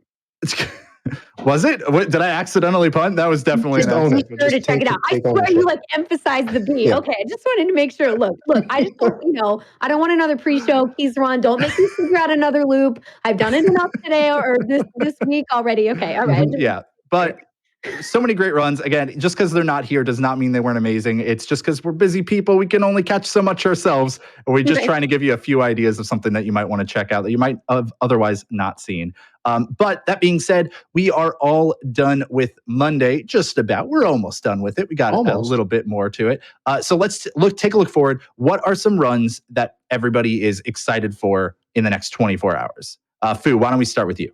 Oh, well, I had a wonderful time playing the new Ratchet & Clank Rift Apart game. So I would love to see it get destroyed tomorrow by Mobius. This is going to be a new game plus run of this game. So I love seeing Ratchet games. Just you're fully decked out. You have like the best weapons. It's going to be really, really fun to watch. Yeah, you know what? I haven't gotten to play it yet myself. I'm so far behind on my gaming backlog. I really want to play it. So Ratchet & Clank, the 2002 version, the original, also still a great run. And I wanted to bring up Returnal too, very briefly, because that is one of the newer games I've been able to play. I thought it was super neat. Final Fantasy 13's tomorrow. There's so many great things. Yeah, and Final Fantasy 7. Yeah, Right. and Feasel, tomorrow morning, maybe what your favorite, like Yes. your highlight of the week. Fun, Right. fun fact about me, I like NES games. And guess what? Tomorrow, right, surprise. And tomorrow morning, we have our NES block. We've got Willow. We've got I can't pronounce it, the Power Ranger game. Bucky O'Hare, like just a classic hard platformer, played really well. Gargoyles Quest 2, one of my favorites. It just goes on and on. So And those are all in a block in the early morning, right? in the morning block, yes, about Be sure to 7 hours from now. Mhm. check them out. And of course, if you're, sitting there European time, that's kind of nice, just great midday or early afternoon for you. So it works out pretty well. Well, that is going to be it for us, folks. I hope that you have some new runs to check out the VODs for in, 9 days when you're done watching AGDQ and you finally have some time to sit down and watch some VODs. Watch all again. Exactly. You just keep watching more. Hey, if we missed some, if we thought some that were your favorites, like Chicory or any of the other fantastic runs that were happening today, consider tweeting at us at Games Done Quick and letting us know just, hey, what were some of your favorite runs? With that, we are going to let the host take it away so we can get ready for some more speed runs. Bye, everybody. Bye.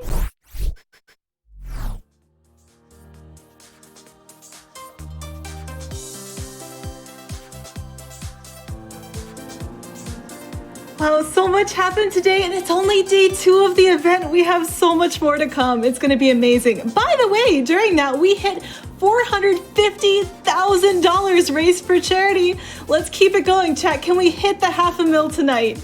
I'll give you some time to do that. We're headed to a small break, but we'll be back before you know it with more quick and awesome gaming action. See you on the other side.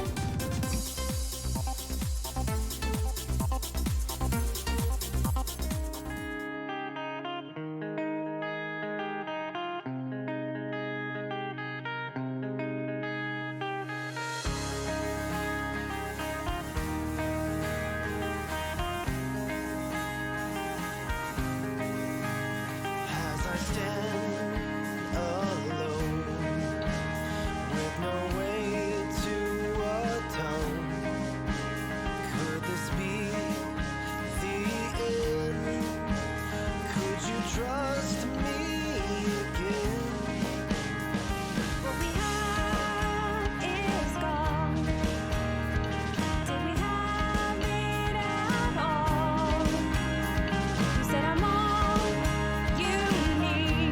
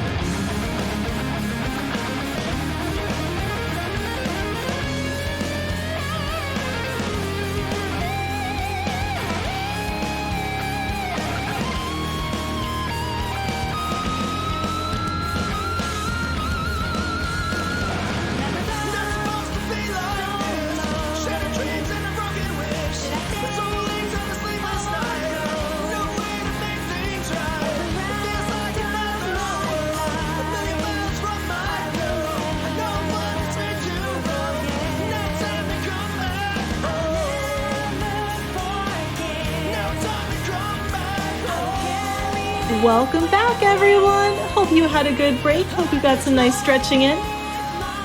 We are still going here. We've got some more awesome games coming up soon. Pumpkin Jack is the next one on the schedule, and that's going to be an adventure. I'll spoil you a little bit.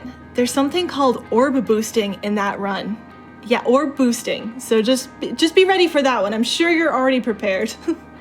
While we're getting that set up, I do have some donations I would like to read. We have a $285 donation from Bear Grifter, who says, Bear Grifter again with the, as promised, $5 per donation red donation. Hopefully I counted right, but Char Buddy sure knows how to speedrun donations, and keeping up was tough. Awesome job, Char, and what an incredible race. All the love and respect to the runners, staff, and viewers. Onwards to 500,000 on Monday. Thank you so much for following up on that promise, Bear Grifter. Really appreciate it.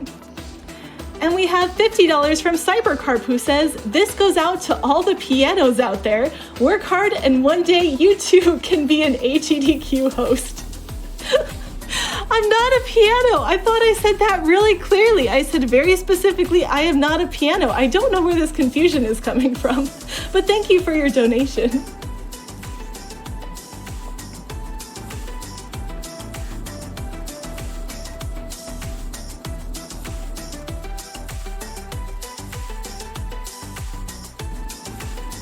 All right, I need everyone to take a deep breath with me.